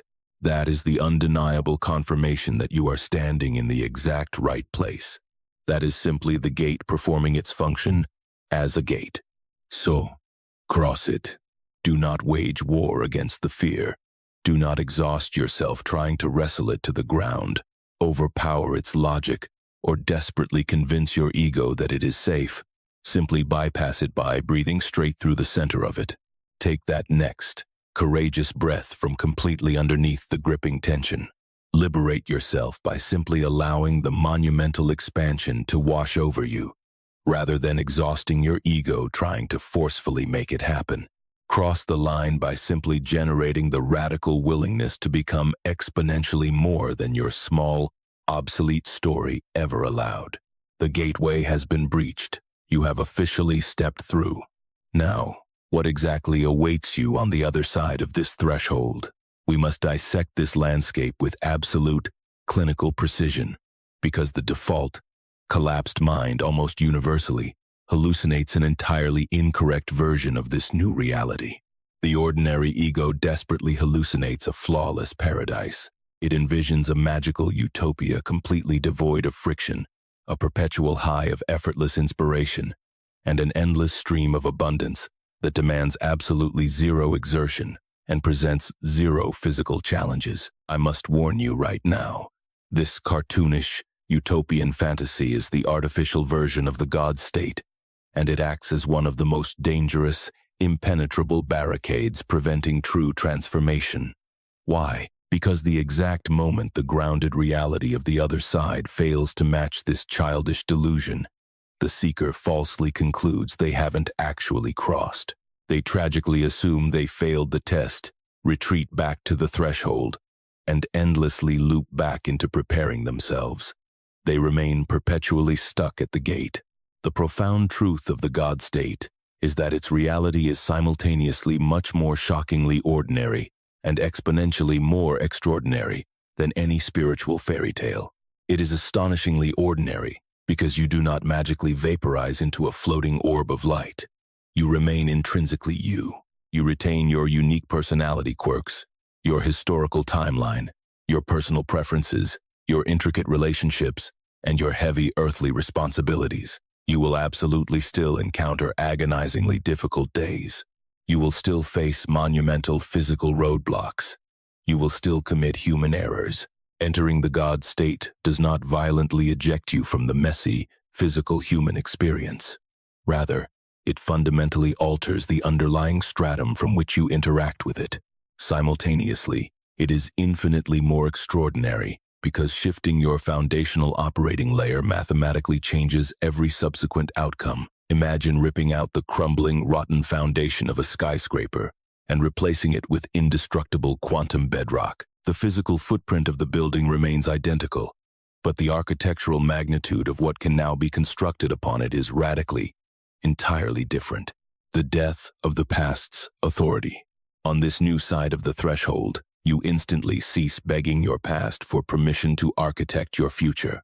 This is likely the very first, most visceral recalibration you will physically register. That exhausting, relentless background noise, the neurotic habit of consulting your old trauma story, of measuring every brilliant new opportunity against the dusty, obsolete evidence of past failures, suddenly goes dead silent. To be clear, the conditioned ego does not completely evaporate into the ether, but it is permanently stripped of its tyrannical authority. It is demoted. The resulting silence, where that frantic consultation used to be, is breathtaking.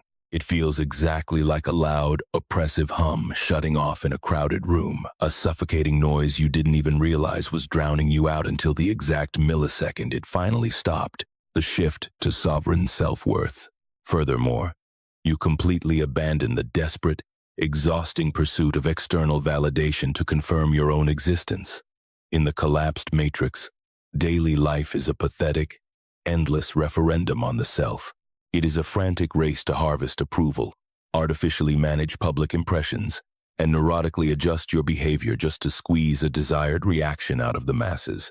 In the God state, the gravitational center of your self-worth violently relocates from the external world to your internal core. This is not expressed as a defensive, arrogant, toxic, I don't care what anyone thinks about me attitude that is simply the fragile ego wearing a leather jacket. True God state sovereignty is profoundly grounded, radiantly stable, and entirely unshakable. You know exactly what you are. You know precisely what monumental task you were deployed here to execute. Other people's opinions are instantly downgraded from life or death verdicts to mere optional data points. Embodied genius versus performed competence. On the other side of the gateway, you finally begin executing from a place of raw, unadulterated genius, rather than exhausting yourself through performed competence. The 99% are trapped in a lifelong, theatrical play of competence, desperately demonstrating their meager value, loudly showing their work, and begging for a gold star through highly visible, frantic effort. This endless performance is physically devastating, and it yields only a microscopic fraction of their true potential. Your actual genius, the highly specific, unreplicable, divine signature you were born to inject into the world, is not a routine you perform for a crowd. It is something you intrinsically are, and that raw genius only unlocks the exact second the desperate performance ceases. When you permanently stop trying to look impressive and finally surrender to being ruthlessly authentic, you tap into the source. The God state is the natural habitat where your true genius thrives. It is not a shiny trophy awarded for burning yourself out. It is simply the organic, effortless byproduct of a consciousness that has permanently refused to cram itself into the suffocating, tiny molds of other people's expectations. Quantum time bending. Additionally, your fundamental relationship with the construct of time aggressively mutates. I do not mean this literally. You are still allotted 24 hours in a terrestrial day, identical to the rest of the population, but your internal, subjective processing of those hours shifts dimensions. Within the ordinary, collapsed state, time is a terrifying, scarce resource that is constantly hemorrhaging. There is never enough of it. The suffocating to-do list perpetually outlives the daylight. A toxic urgency chokes every moment. However, inside the God state, time transforms into something incredibly spacious. It ceases to be a terrifying countdown clock, because you are anchored in pure, quantum presence. Every single millisecond feels entirely complete and whole, rather than just being a frantic, disposable stepping stone to rush toward the future. And here is the ultimate, universe-bending paradox. This deep, grounded presence, this act of standing powerfully in the now rather than hyperventilating about tomorrow, mathematically yields infinitely more tangible results in less time than decades of frantic, panic-driven effort. The mechanics of synchronicity. Finally, on the other side of the gate, mind-bending synchronicity ceases to be a rare, mystical surprise and transforms into a standard, daily operational feature of your existence. Sure, the ordinary masses occasionally experience synchronicities, but their collapsed minds lazily write them off as random, lucky coincidences, pleasant little accidents that carry no real significance, cannot be trusted, and certainly cannot be reliably engineered. In the God state, you decode synchronicity for what it mechanically, physically is. It is the infinite quantum field actively, aggressively responding to your internal coherence. It is the mathematical inevitability that violently manifests when your conscious thought, your visceral feeling, your physical action, and your foundational belief are all perfectly aligned on a single, unstoppable vector. When you anchor your consciousness within the boundless superposition rather than the suffocating collapse, the physical universe actively rearranges itself around your new coherent frequency. To the uninitiated observer looking from the outside, this miraculous, frictionless reorganization appears to be absurd, blind luck. I assure you, it is absolutely not luck. It is simply the inevitable, mathematical consequence of a mind that has definitively ceased broadcasting chaotic, contradictory static into the quantum field, and has instead begun transmitting a razor-sharp, flawlessly unified intention. The elite 1% who inhabit the God state are not arbitrarily blessed or luckier than the masses. They are simply operating with absolute systemic coherence. And coherence is the exact delivery mechanism through which the universe happily hands over everything it has always been desperately waiting to give you. The trap of spiritual performance. Now, we must shine a harsh, unforgiving light on a very dangerous trap. There is a highly deceptive version of this awakening that your panicked, conditioned ego will immediately try to hijack. It will attempt to weaponize this conceptual shift, desperately converting the God state into a brand new theatrical performance, a shiny new identity, or a deeply spiritual story designed to seamlessly replace your old, broken story.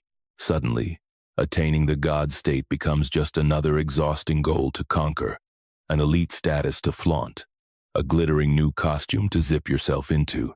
The individual who was previously exhausting themselves performing the role of the broken, limited victim instantly pivots to performing the role of the superior, enlightened master. Let me be unequivocally clear. This is definitively not the God state. This is simply the exact same collapsed prison cell, freshly painted and filled with expensive new furniture. The God state is absolutely not an identity you adopt. It is a raw, mechanical mode of operation. It is not an elite title you eventually become. It is a primal frequency you access, and you unlock it not by obsessively hoarding more traits or adding complex new layers to your personality, but by violently prying off the suffocating grip of the false labels that have been controlling you for decades. The crossing is never an acquisition. It is entirely a radical release. The paradox of becoming. This brings us to the profound, central paradox of the God state, and it is the exact paradox that the ordinary, collapsed mind finds the most mathematically impossible to swallow. You absolutely do not enter the God state by striving to become more. You enter it by entirely surrendering the toxic, exhausting compulsion to be anything other than what you already fundamentally are. The conditioned ego is trapped in a perpetual, agonizing hamster wheel of becoming obsessively trying to acquire enough wealth, achieve enough status, and perform enough good deeds to finally earn the right to feel like it is enough. The God state is the shattering realization that you already contain the absolute. This is not a license for lazy, passive complacency. It is the staggering recognition that the infinite quantum field, the boundless superposition, and the literal matrix of all conceivable possibilities are already fully uploaded into your spiritual DNA. They have always resided there. The devastating collapse was a localized virus artificially injected into you by external forces. Infinite expansion is your true original factory setting. Therefore, this gateway is not a portal transporting you to a foreign, alien dimension you have never visited. It is a homecoming. It is a doorway leading directly back to the magnificent entity you have always been. Marcus's breakthrough. Let me illustrate exactly how this played out for Marcus. Marcus did not breach the gateway during a theatrical, cinematic life crisis. He found his portal through a painfully quiet, brutally honest internal dialogue, a highly specific conversation he had been aggressively avoiding for years. The inquiry was devastatingly simple. What if this agonizing suspicion that I am only operating at 30% of my capacity is not a biological defect I need to forcefully fix, but rather a glowing gateway I need to step through? What if my suffocating awareness of wearing a fake costume is not a signal that I need to hire a coach to design a better costume, but the ultimate undeniable proof that I just need to strip the damn thing off entirely? He sat completely still with that terrifying question. He didn't meditate on it on a mountaintop for 3 months.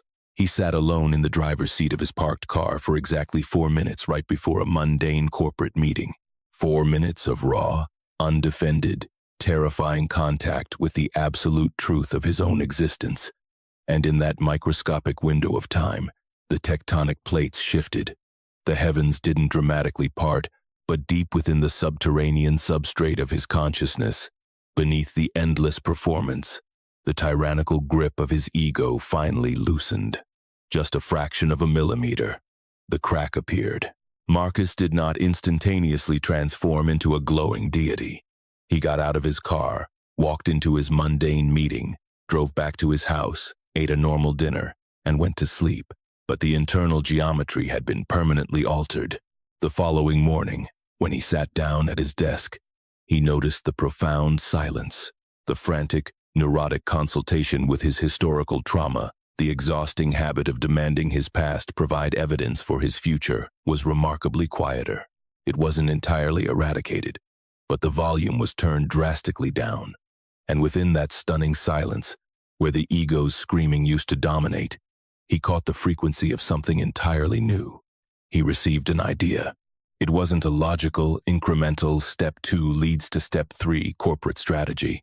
It was a massive, blinding, pure idea sourced directly from the quantum field, a raw revelation declaring, "This is the colossal empire I am actually here to build." Predictably, the panicked, conditioned self immediately launched its defensive countermeasures. "This is absurdly unrealistic. This completely violates my industry parameters. This isn't how things work.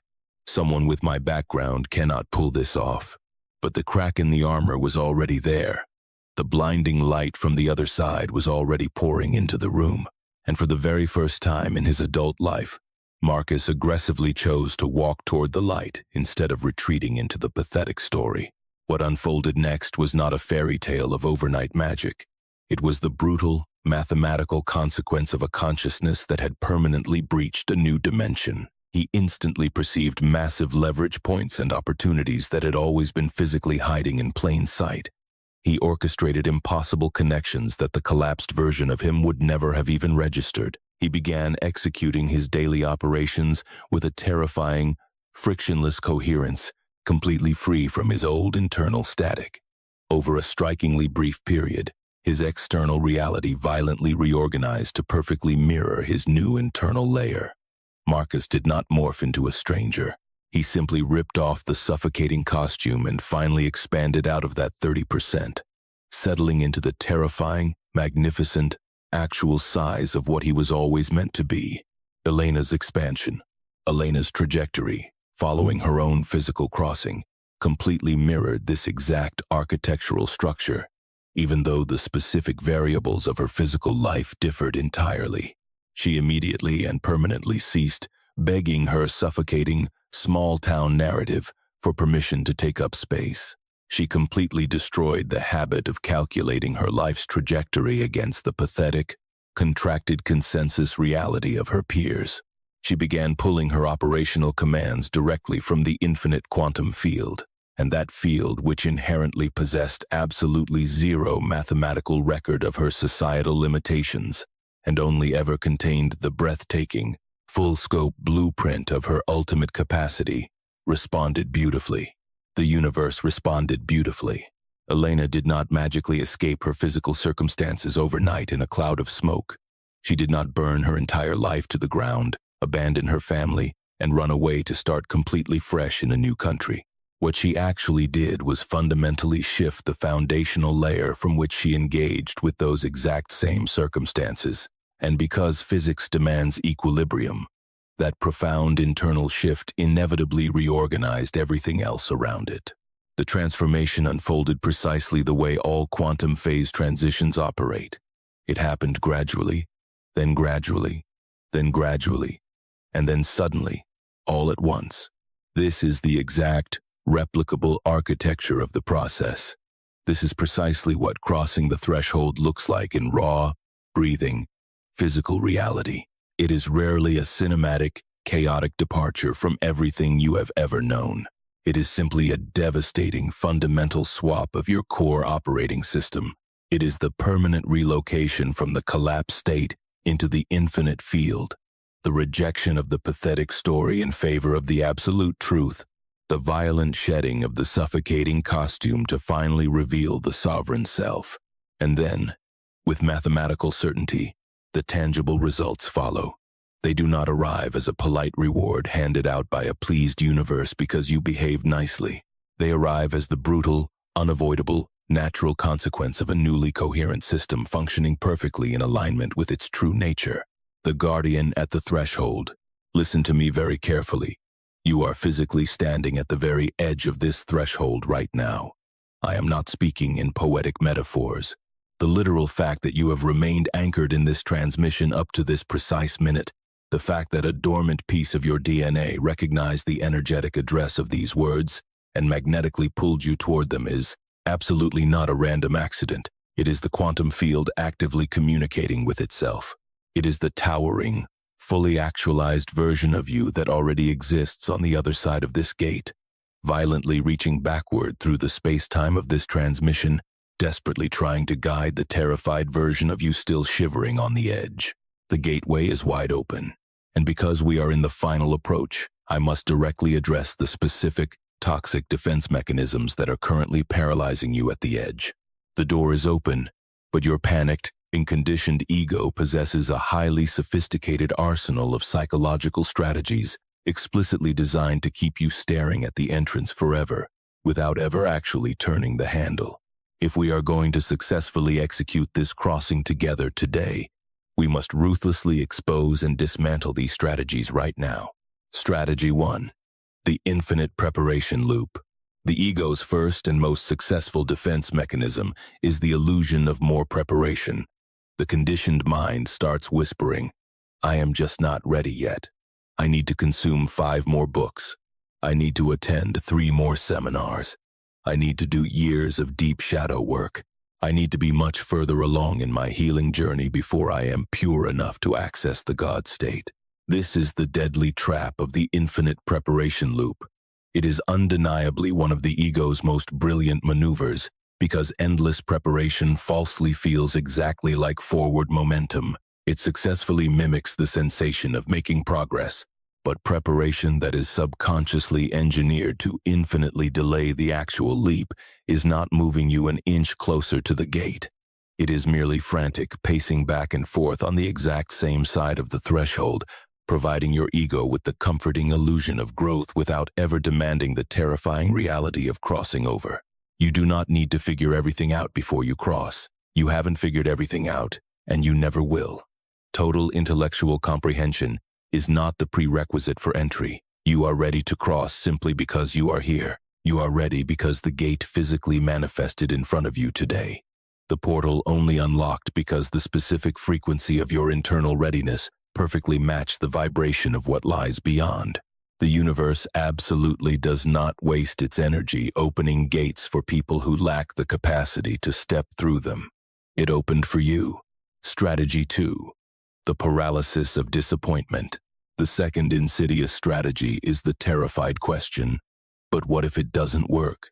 The conditioned self begins frantically calculating. What if I take this massive leap of faith and absolutely nothing in my external life changes?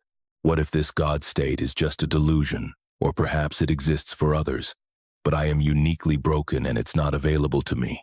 What if I surrender my old identity and end up feeling exactly the same? This is merely the ancient scarcity processing mechanism, desperately applying its toxic algorithms to the concept of the crossing itself. Your brain is obsessively scanning the horizon for risk, calculating the statistical probability of a downside, and aggressively trying to shield you from the pain of potential disappointment. But I need you to violently invert that equation right now. I want you to calculate the catastrophic, compounding cost of not crossing. I am not talking about the theoretical cost of the leap failing. I am talking about the very real, bloody price tag of remaining exactly where you are. What is the daily cost of continuing to operate from a collapsed, suffocating dimension? What is the brutal toll of running the same broken mental software every single day? What is the price of eternally begging your tragic past for permission to exist, and constantly shrinking your brilliant possibilities down to match the pathetic evidence of your former failures? What is it costing you?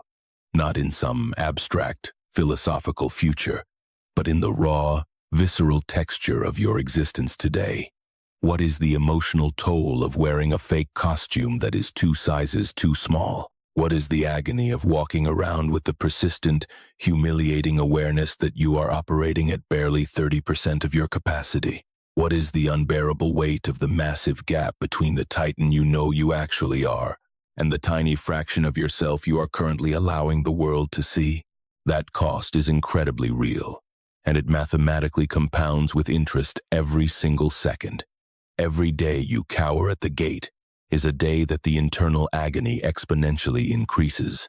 Not because the gate gets angry and threatens to close, the gate remains perfectly patient, but because the friction between your true nature and your performed identity becomes increasingly excruciating. The internal alarm bell screams louder. The costume physically begins to choke you. That 30% capacity feels less like survival and more like a slow, humiliating death. Listen to me. Crossing the threshold is not the risk. Staying is the ultimate, catastrophic risk. Strategy 3. The illusion of later. The third and final defense mechanism is the seductive promise of "I will do it later." The conditioned ego smoothly negotiates. This message is profoundly resonant. This is incredibly interesting theory. But my life is just too chaotic right now. I will definitely come back and execute this crossing when I have more free time, when work settles down, when my bank account is larger, and when my circumstances are perfectly ideal. This is arguably the most lethal strategy of all, precisely because it is coated in a thick layer of apparent, logical reasonableness. Later is a real concept. Better circumstances technically do exist. More free time might eventually materialize. But you must understand the brutal physics of the threshold. The gate is open now. The portal does not unlock because your Google Calendar is suddenly clear. It unlocks solely because your energetic frequency has violently collided with the reality on the other side. The undeniable fact that you are anchored in this transmission at this exact second is the universe's most aggressive way of screaming in your face that now is the designated crossing point. Not next Tuesday, not when the kids go to college, not when the economy recovers. Now. Those chaotic external circumstances that you falsely perceive to be massive roadblocks preventing your crossing are not actually in your way. They are the exact, required crucible. They are the precise, chaotic context in which stepping into the God state is the most desperately needed and will be the most ruthlessly powerful. The concept of later is nothing more than the conditioned self's most brilliant survival strategy to ensure it remains the conditioned self indefinitely. It knows that if it can successfully push the timeline to an imaginary tomorrow, it lives to rule you for another day. The undeniable physics of the universe dictate that the God state can only be accessed right now, simply because the present tense is the only dimension where actual reality breathes and exists. Strategy 4. The imposter syndrome trap. The fourth and final barricade is the devastating strategy of self-diminishment. Who am I to believe this is actually meant for me? Your conditioned ego will softly whisper. This God state theory sounds incredibly profound and undoubtedly real, but it clearly belongs to a different echelon of humanity. It is reserved for people who are light years further along in their spiritual journey. It is for those who have spent thousands of hours doing shadow work, people who are inherently more evolved, intellectually superior, or divinely gifted. Do not be fooled for a second. This is simply the suffocating consensus reality mechanism executing its primary function. It is the automated, toxic calibration of your internal worth against the mediocre, collective agreement about what someone of your specific pedigree is allowed to attain. I need to shatter this illusion as violently and directly as possible. The God state is absolutely not an exclusive VIP lounge reserved for a specific breed of special individuals. It is not a shiny cosmic reward handed down to the spiritually elite, the intellectually brilliant, the obscenely wealthy, or the perfectly healed. It is simply the raw, natural, uncorrupted baseline of human consciousness before society aggressively forced it into a collapsed state. It is the brilliant architecture of exactly who you already are, humming quietly just beneath the heavy layers of your fabricated story. The defining question is not, and has never been, whether you possess the proper credentials to access it. The only question that matters is whether you finally possess the radical willingness to burn the pathetic story that desperately tries to convince you that you don't. You are precisely the caliber of person meant to inhabit this frequency. You always have been. That gateway has been standing patiently open for you for much longer than your conscious mind could ever possibly comprehend. The crucible of integration. Now, we must aggressively pivot to prepare you for what inevitably unfolds in the days and weeks immediately following your crossing. While the actual event of breaching the threshold is instantaneous, a sudden, definitive reorganization of your internal geometry, the subsequent integration of that new reality is a prolonged, physical process. Deeply understanding the mechanics of this integration phase is the sole key to permanently anchoring yourself in the God state, rather than tragically drifting back into the gravitational pull of your ordinary, collapsed matrix. Listen to me. Your conditioned self does not magically evaporate into a puff of smoke the second you cross the line. It physically remains. You must respect the fact that it has served as the absolute, dictatorial operating system of your entire biological existence since childhood. It has entrenched massive roots. It is physically hardwired into your brain's neural pathways, deeply embedded in the habitual, muscular tension of your nervous system, tangled intricately within your social dynamics, and baked into the microscopic routines of your daily life. In the aftermath of your crossing, the conditioned ego will absolutely attempt to stage a violent coup. It will desperately attempt to reassert its dominance and aggressively recolonize the mental territory that your new quantum expansion just liberated. It will boot up its old, terrifying survival programs and blast them into your consciousness with a renewed, almost hysterical urgency. Why? Because the existential threat that the God state poses to the ego's tyrannical authority is no longer theoretical. It is now a very real, imminent danger to its survival. Understand this clearly. This pushback is perfectly normal. It is mathematically expected. When the old panic flares up, it is absolutely not evidence that your crossing was a failure or that you somehow did it wrong. It is merely the standard, biological friction of a complex system actively reorganizing itself in the wake of a massive phase transition. It is simply the obsolete architectural structure groaning and resisting as the new, superior configuration takes hold. The art of the return. The secret to navigating this treacherous integration period is counterintuitive. You must absolutely not declare war on your conditioned self.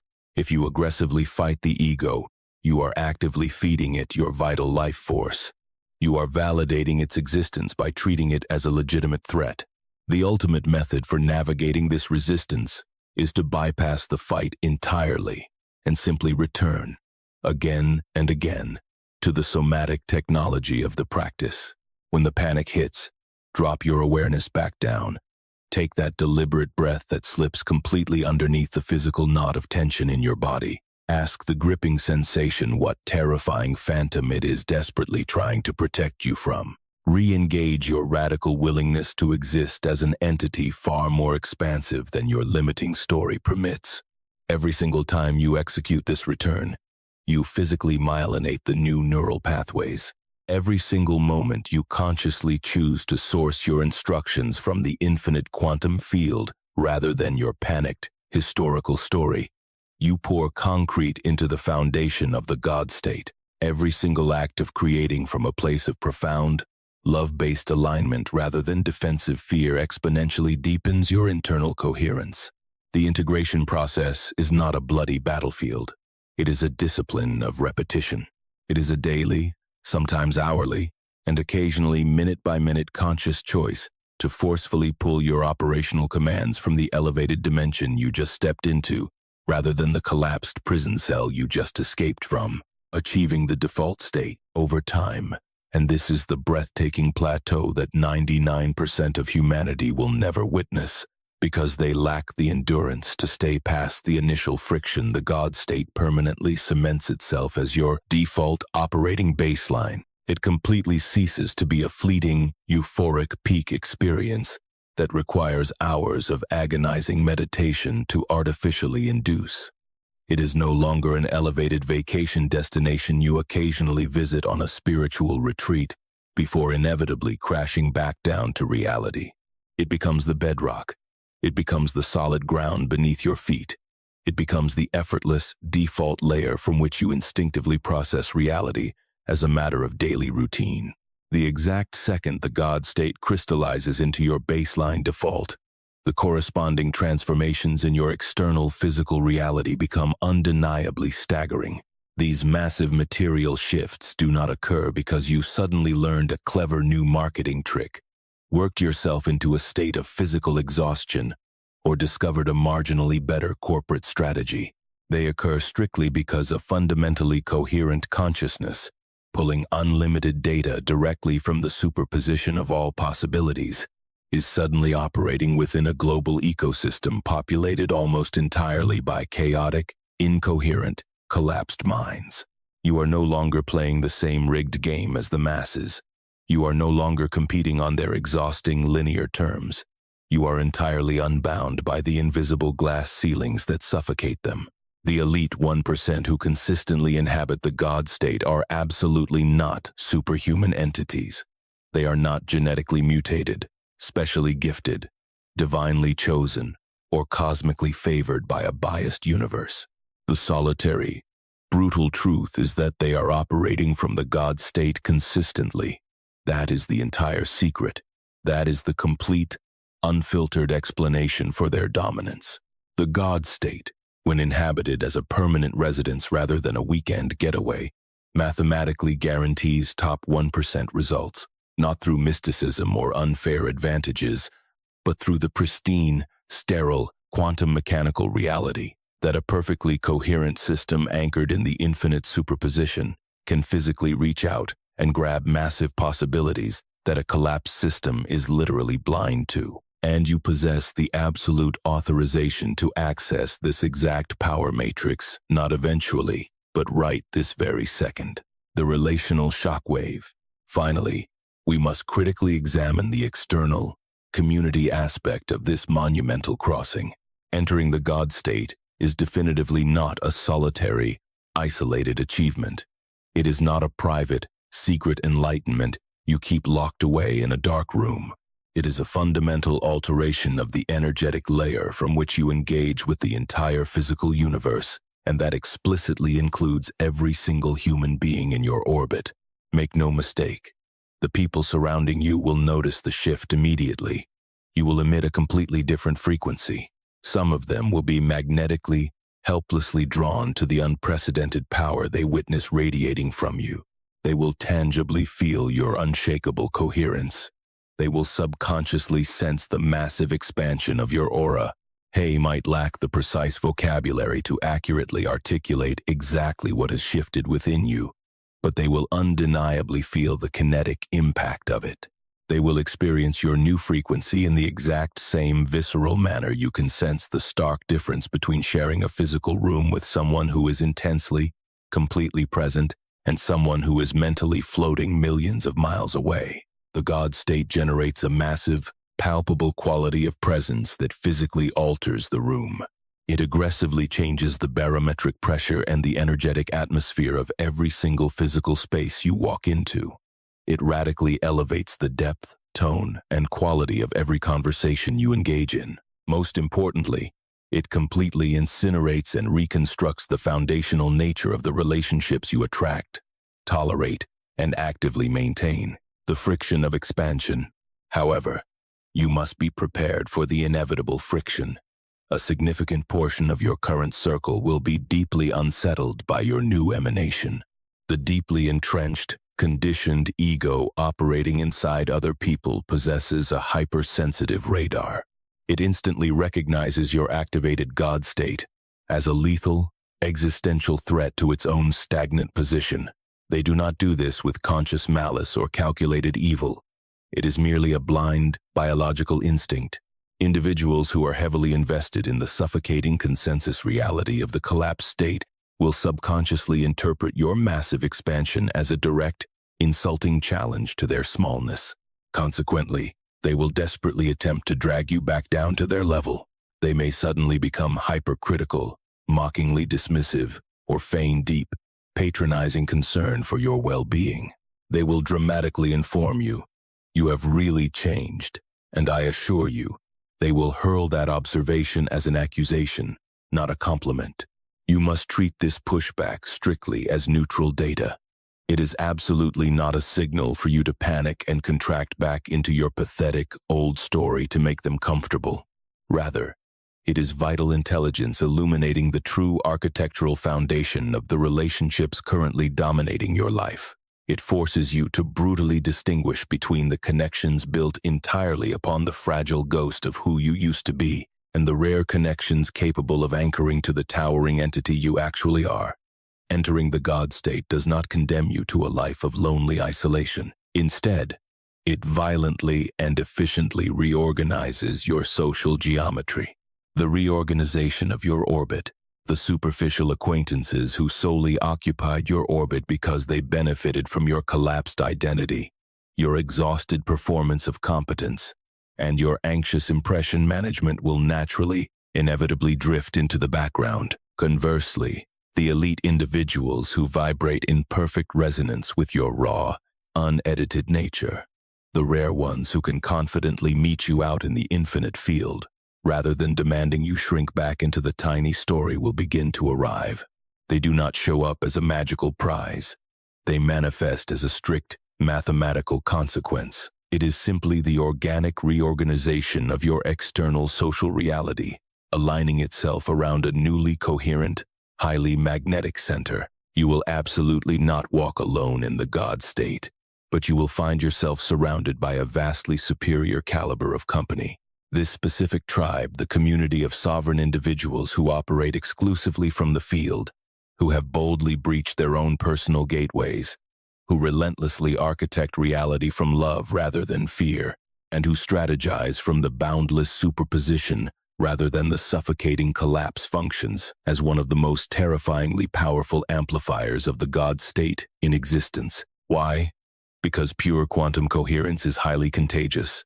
When you immerse yourself in the energetic presence of other titans operating within the God state, your own internal coherence exponentially deepens, and your massive expansion firmly stabilizes. The infinite field that you are collectively tapping into becomes a massive, shared conduit, unlocking bandwidths that none of you could possibly access in total isolation. This physical law perfectly explains why the top 1% always seem to cluster together in tight formations. They are not forming exclusive cabals maliciously designed to lock out the 99%. They cluster simply because they have finally found their true peers.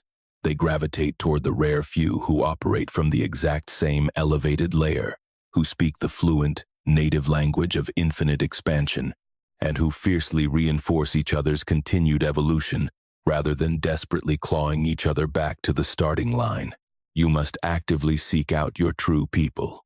Stop desperately begging for applause from a crowd that is only impressed by your fake, exhausted performance. Demand the presence of those who possess the vision to see your actual, naked nature. Surround yourself with warriors who are violently kicking down their own gates and who will unapologetically celebrate you as you smash through yours. I promise you, they physically exist.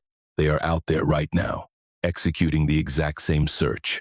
And when you anchor yourself firmly within the God state, you will undeniably you will undeniably find them. Or more accurately, the flawless mechanics of the quantum field will effortlessly orchestrate the collision, the ultimate consolidation. Now, we must transition into the final consolidation and integration of everything we have traversed throughout this massive transmission. We have aggressively covered an immense expanse of quantum and psychological territory together. Even the radically expanded, highly optimized mind of the God state requires periods of deep consolidation, the necessary act of forging all these disparate, explosive concepts together into one singular, razor-sharp, lived understanding. Let this absolute truth brand itself into your consciousness. The God state is a hard, empirical reality.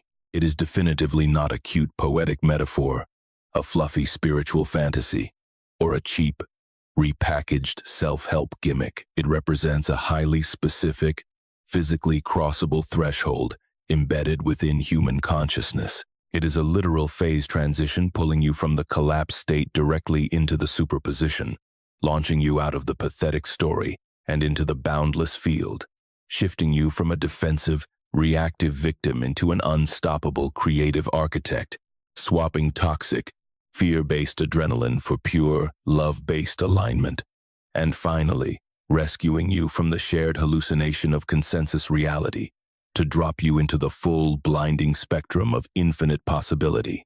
This is the exact, exclusive frequency from which the elite 1% run their empires, and they do not occupy this space because they possess mutated, superior DNA. They occupy it simply because they had the spine to cross the gate. Your final approach, that exact same gateway, is standing wide open for you right at this very second. It has been patiently unlocked this entire time. The mechanism clicked open the exact millisecond your internal frequency finally matched the vibration of the reality waiting on the other side. And that moment is right now, simply because you are physically here. You managed to find this transmission in a sea of noise. A dormant, ancient piece of your soul recognized the exact address. That undeniable flash of recognition is the gate aggressively signaling its presence. Remember, this crossing absolutely does not demand flawless perfection.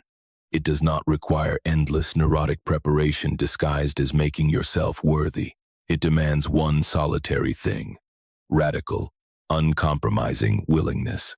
The willingness to permanently shatter the tyrannical grip of the conditioned ego. The willingness to breathe deep and push straight through the center of your bodily tension. The ultimate willingness to become infinitely larger than your small, fabricated story ever authorized. Once you plant your feet on the other side of that threshold, you permanently eradicate the 99% operating system from your mind. You do not do this because you have become arrogant or inherently superior to them, but simply because you have unplugged yourself from their suffocating, collapsed framework. You violently stop begging your trauma-riddled past for permission to forge ahead. You permanently stop measuring your vast, terrifying potential against the pathetic, contracted consensus reality of your local zip code. You begin thinking, breathing, and executing directly from the quantum field, and the field is absolutely infinite. The final integration of this power is a relentless practice. It is a daily, hourly, moment-by-moment conscious decision to fiercely return to the elevated layer you just claimed. It is the discipline of breathing straight through the conditioned self's desperate, dying attempts to reassert its authority. It is the unyielding choice to select pure creation over panicked reaction, indestructible love over fragile fear, and the boundless field over the tiny story. Every single time you make that choice, you reinforce the new architectural configuration, and over time, the God state will inevitably, undeniably become your permanent, effortless default. Once the God state crystallizes into your default baseline, the material results completely cease to be linear. They become violently exponential. This is the entire point of the crossing. This is the ultimate architecture of the gate. And right now, in this exact breathing moment, I am bringing you to the final threshold of this transmission. Everything we have systematically built here, every conceptual framework, every radical unlearning, the somatic practice, and the blueprint for integration has been specifically engineered to bring you to this exact microsecond, the final threshold. This is the definitive crossing point. You now intellectually understand the exact mechanics of the God state. You have mapped the quantum physics of the threshold.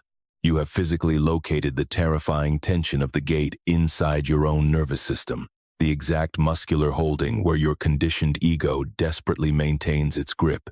You have digested the blueprints of Marcus and Elena. You possess the somatic practice. You have seen exactly what awaits on the other side. There is absolutely nothing left to figure out.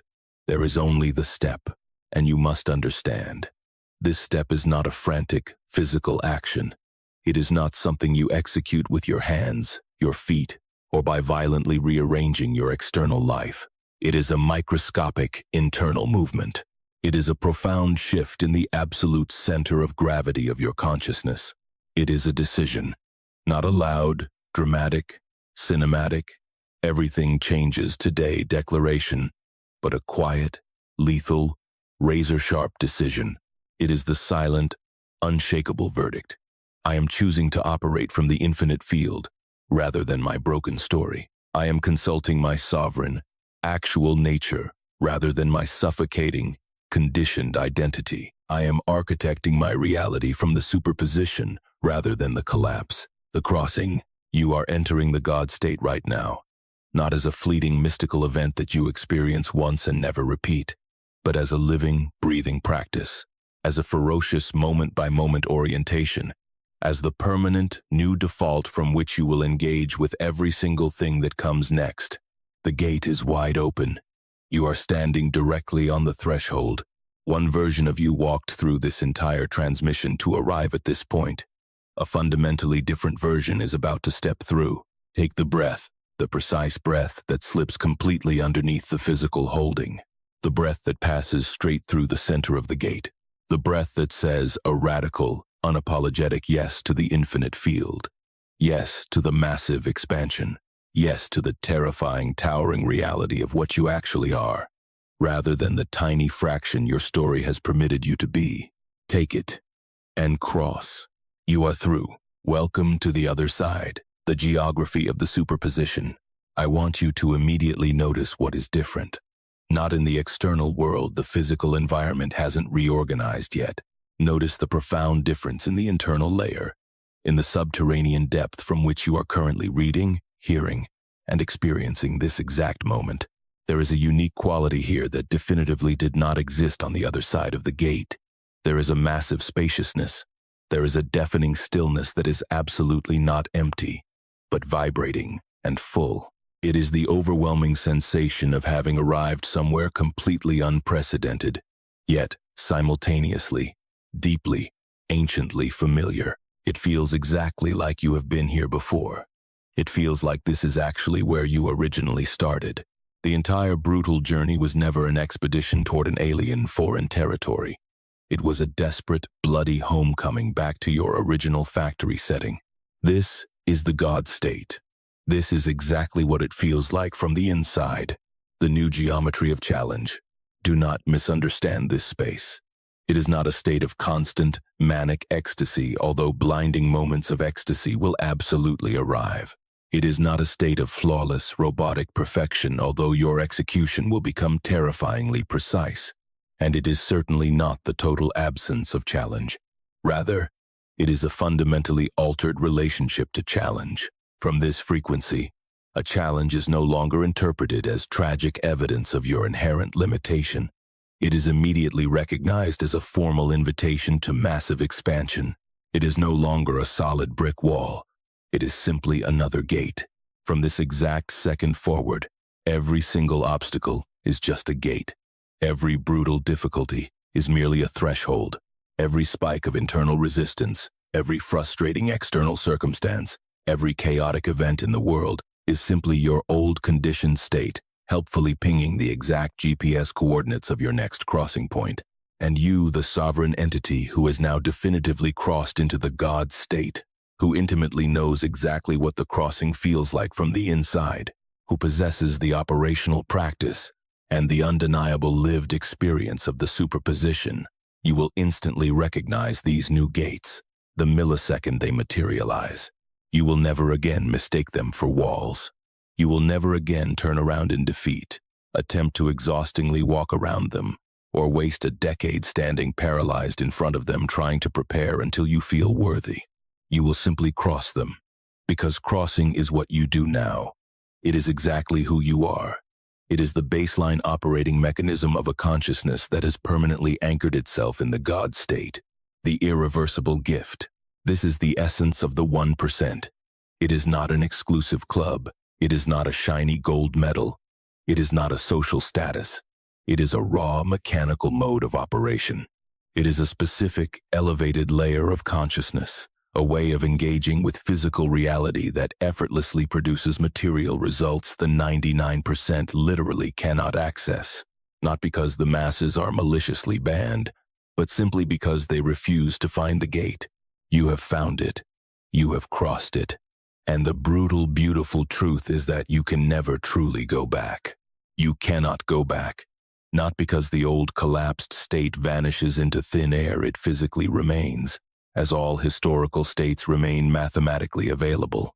You cannot go back because once you have tasted the infinite field, once you have somaticized the superposition, once you have successfully operated from the God state, your pathetic old story completely and permanently loses its absolute authority. It loses its tyrannical grip on your nervous system. The ego can still scream. It can still run its obsolete, terrifying survival programs. But you are no longer blindly obligated to obey them. You finally have a choice. You technically always had the choice, but now you possess the blinding awareness that it is a choice. And knowing, with absolute certainty that you hold the power of choice is the God state's most permanent, irreversible gift. It is the terrifying, exhilarating freedom that comes from staring at the brutal reality. You have spent your entire life strictly obeying a microscopic story that was never, ever, the actual truth of what you are. The absolute truth of what you are is the infinite field. The absolute truth of what you are is the superposition. The absolute truth of what you are is the raw, uncorrupted state of all possibilities, the pristine quantum architecture that exists before any of your infinite potential was violently collapsed into a defined, heavily defended, tragically limited version of a self. The core of your existence is the consciousness that breathes prior to the collapse. It is vast. It is profoundly coherent. It is fiercely generative and endlessly creative.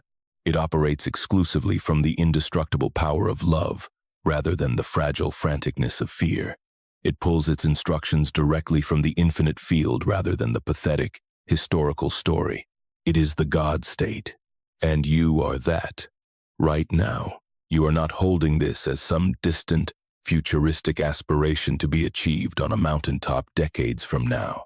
You are holding this as a bleeding, present reality. This is the solid, indestructible ground from which you will now walk directly back into your physical life, your actual, messy, breathing life. You are going to walk back into your Tuesday morning.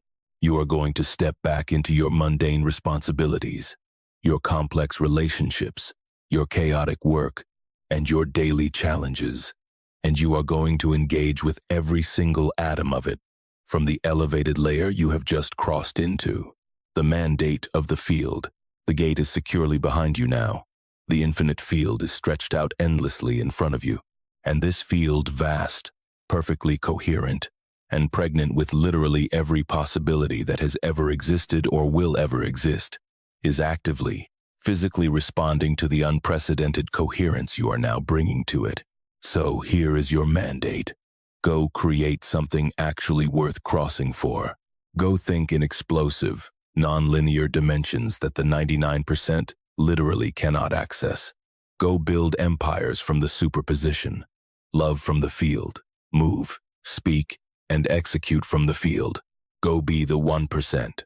Do not wear it as an arrogant identity or a shiny new costume to impress the sleepwalkers. Embody it as a ruthless, silent practice. Embody it as the undeniable truth of what you have always been and are now, finally, irreversibly choosing to express. The endless crossing. You must remember that the God state is absolutely not a static destination where you arrive, drop your bags, and go to sleep. It is a living, breathing threshold. It is a line you will cross again and again, every single day, in every given moment. It is the endless, disciplined choice of selecting the infinite field over the historical story. It is choosing terrifying expansion over comfortable contraction. It is choosing the naked truth over the suffocating costume. And every single time you execute that choice, you drive the anchor deeper. Every time you consciously select the field physically becomes more accessible to your nervous system. Every time you successfully operate from the God state becomes biologically more stable. You repeat this process until one day, and this day mathematically arrives for every single warrior who crosses consistently. You wake up, and the God state is no longer a frequency you have to access. It is simply what you are. That day is rapidly accelerating toward you. Depending on the depth of your surrender today, it may already be here. The bridge. If you find yourself violently returning to a threshold in the coming days, if you hit a moment of paralyzing resistance, a terrifying decision point, or a new, dizzying edge that you are standing at, come directly back to this transmission. Let this frequency meet you right at the exact perimeter of your fear and pull you through. And if you recognize someone in your immediate life who is shivering at the edge of their own gateway, send this exact transmission to them. Do not send it as a casual recommendation or a piece of self-help advice. Send it as a deliberate quantum bridge. When you intentionally share a threshold transmission with a consciousness that is genuinely ready to cross, you exponentially strengthen both fields, yours and theirs. The silent recognition pass between two sovereign entities standing at the gate physically accelerates the crossing for everyone involved. Coherence multiplies. The network strengthens. The gate is wide open. You have officially crossed. There is absolutely no going back. And every single thing that materializes in your life from this second forward, every staggering result, every profound relationship, every unprecedented creation, every raw moment of genuine, breathing aliveness will permanently bear the distinct, unmistakable signature of this crossing. It will carry the undeniable weight and quality of a consciousness that finally stepped through the gate and arrived gloriously on the other side of its own fabricated limitations. This is the God state. This is the 1%. This is you. Welcome home.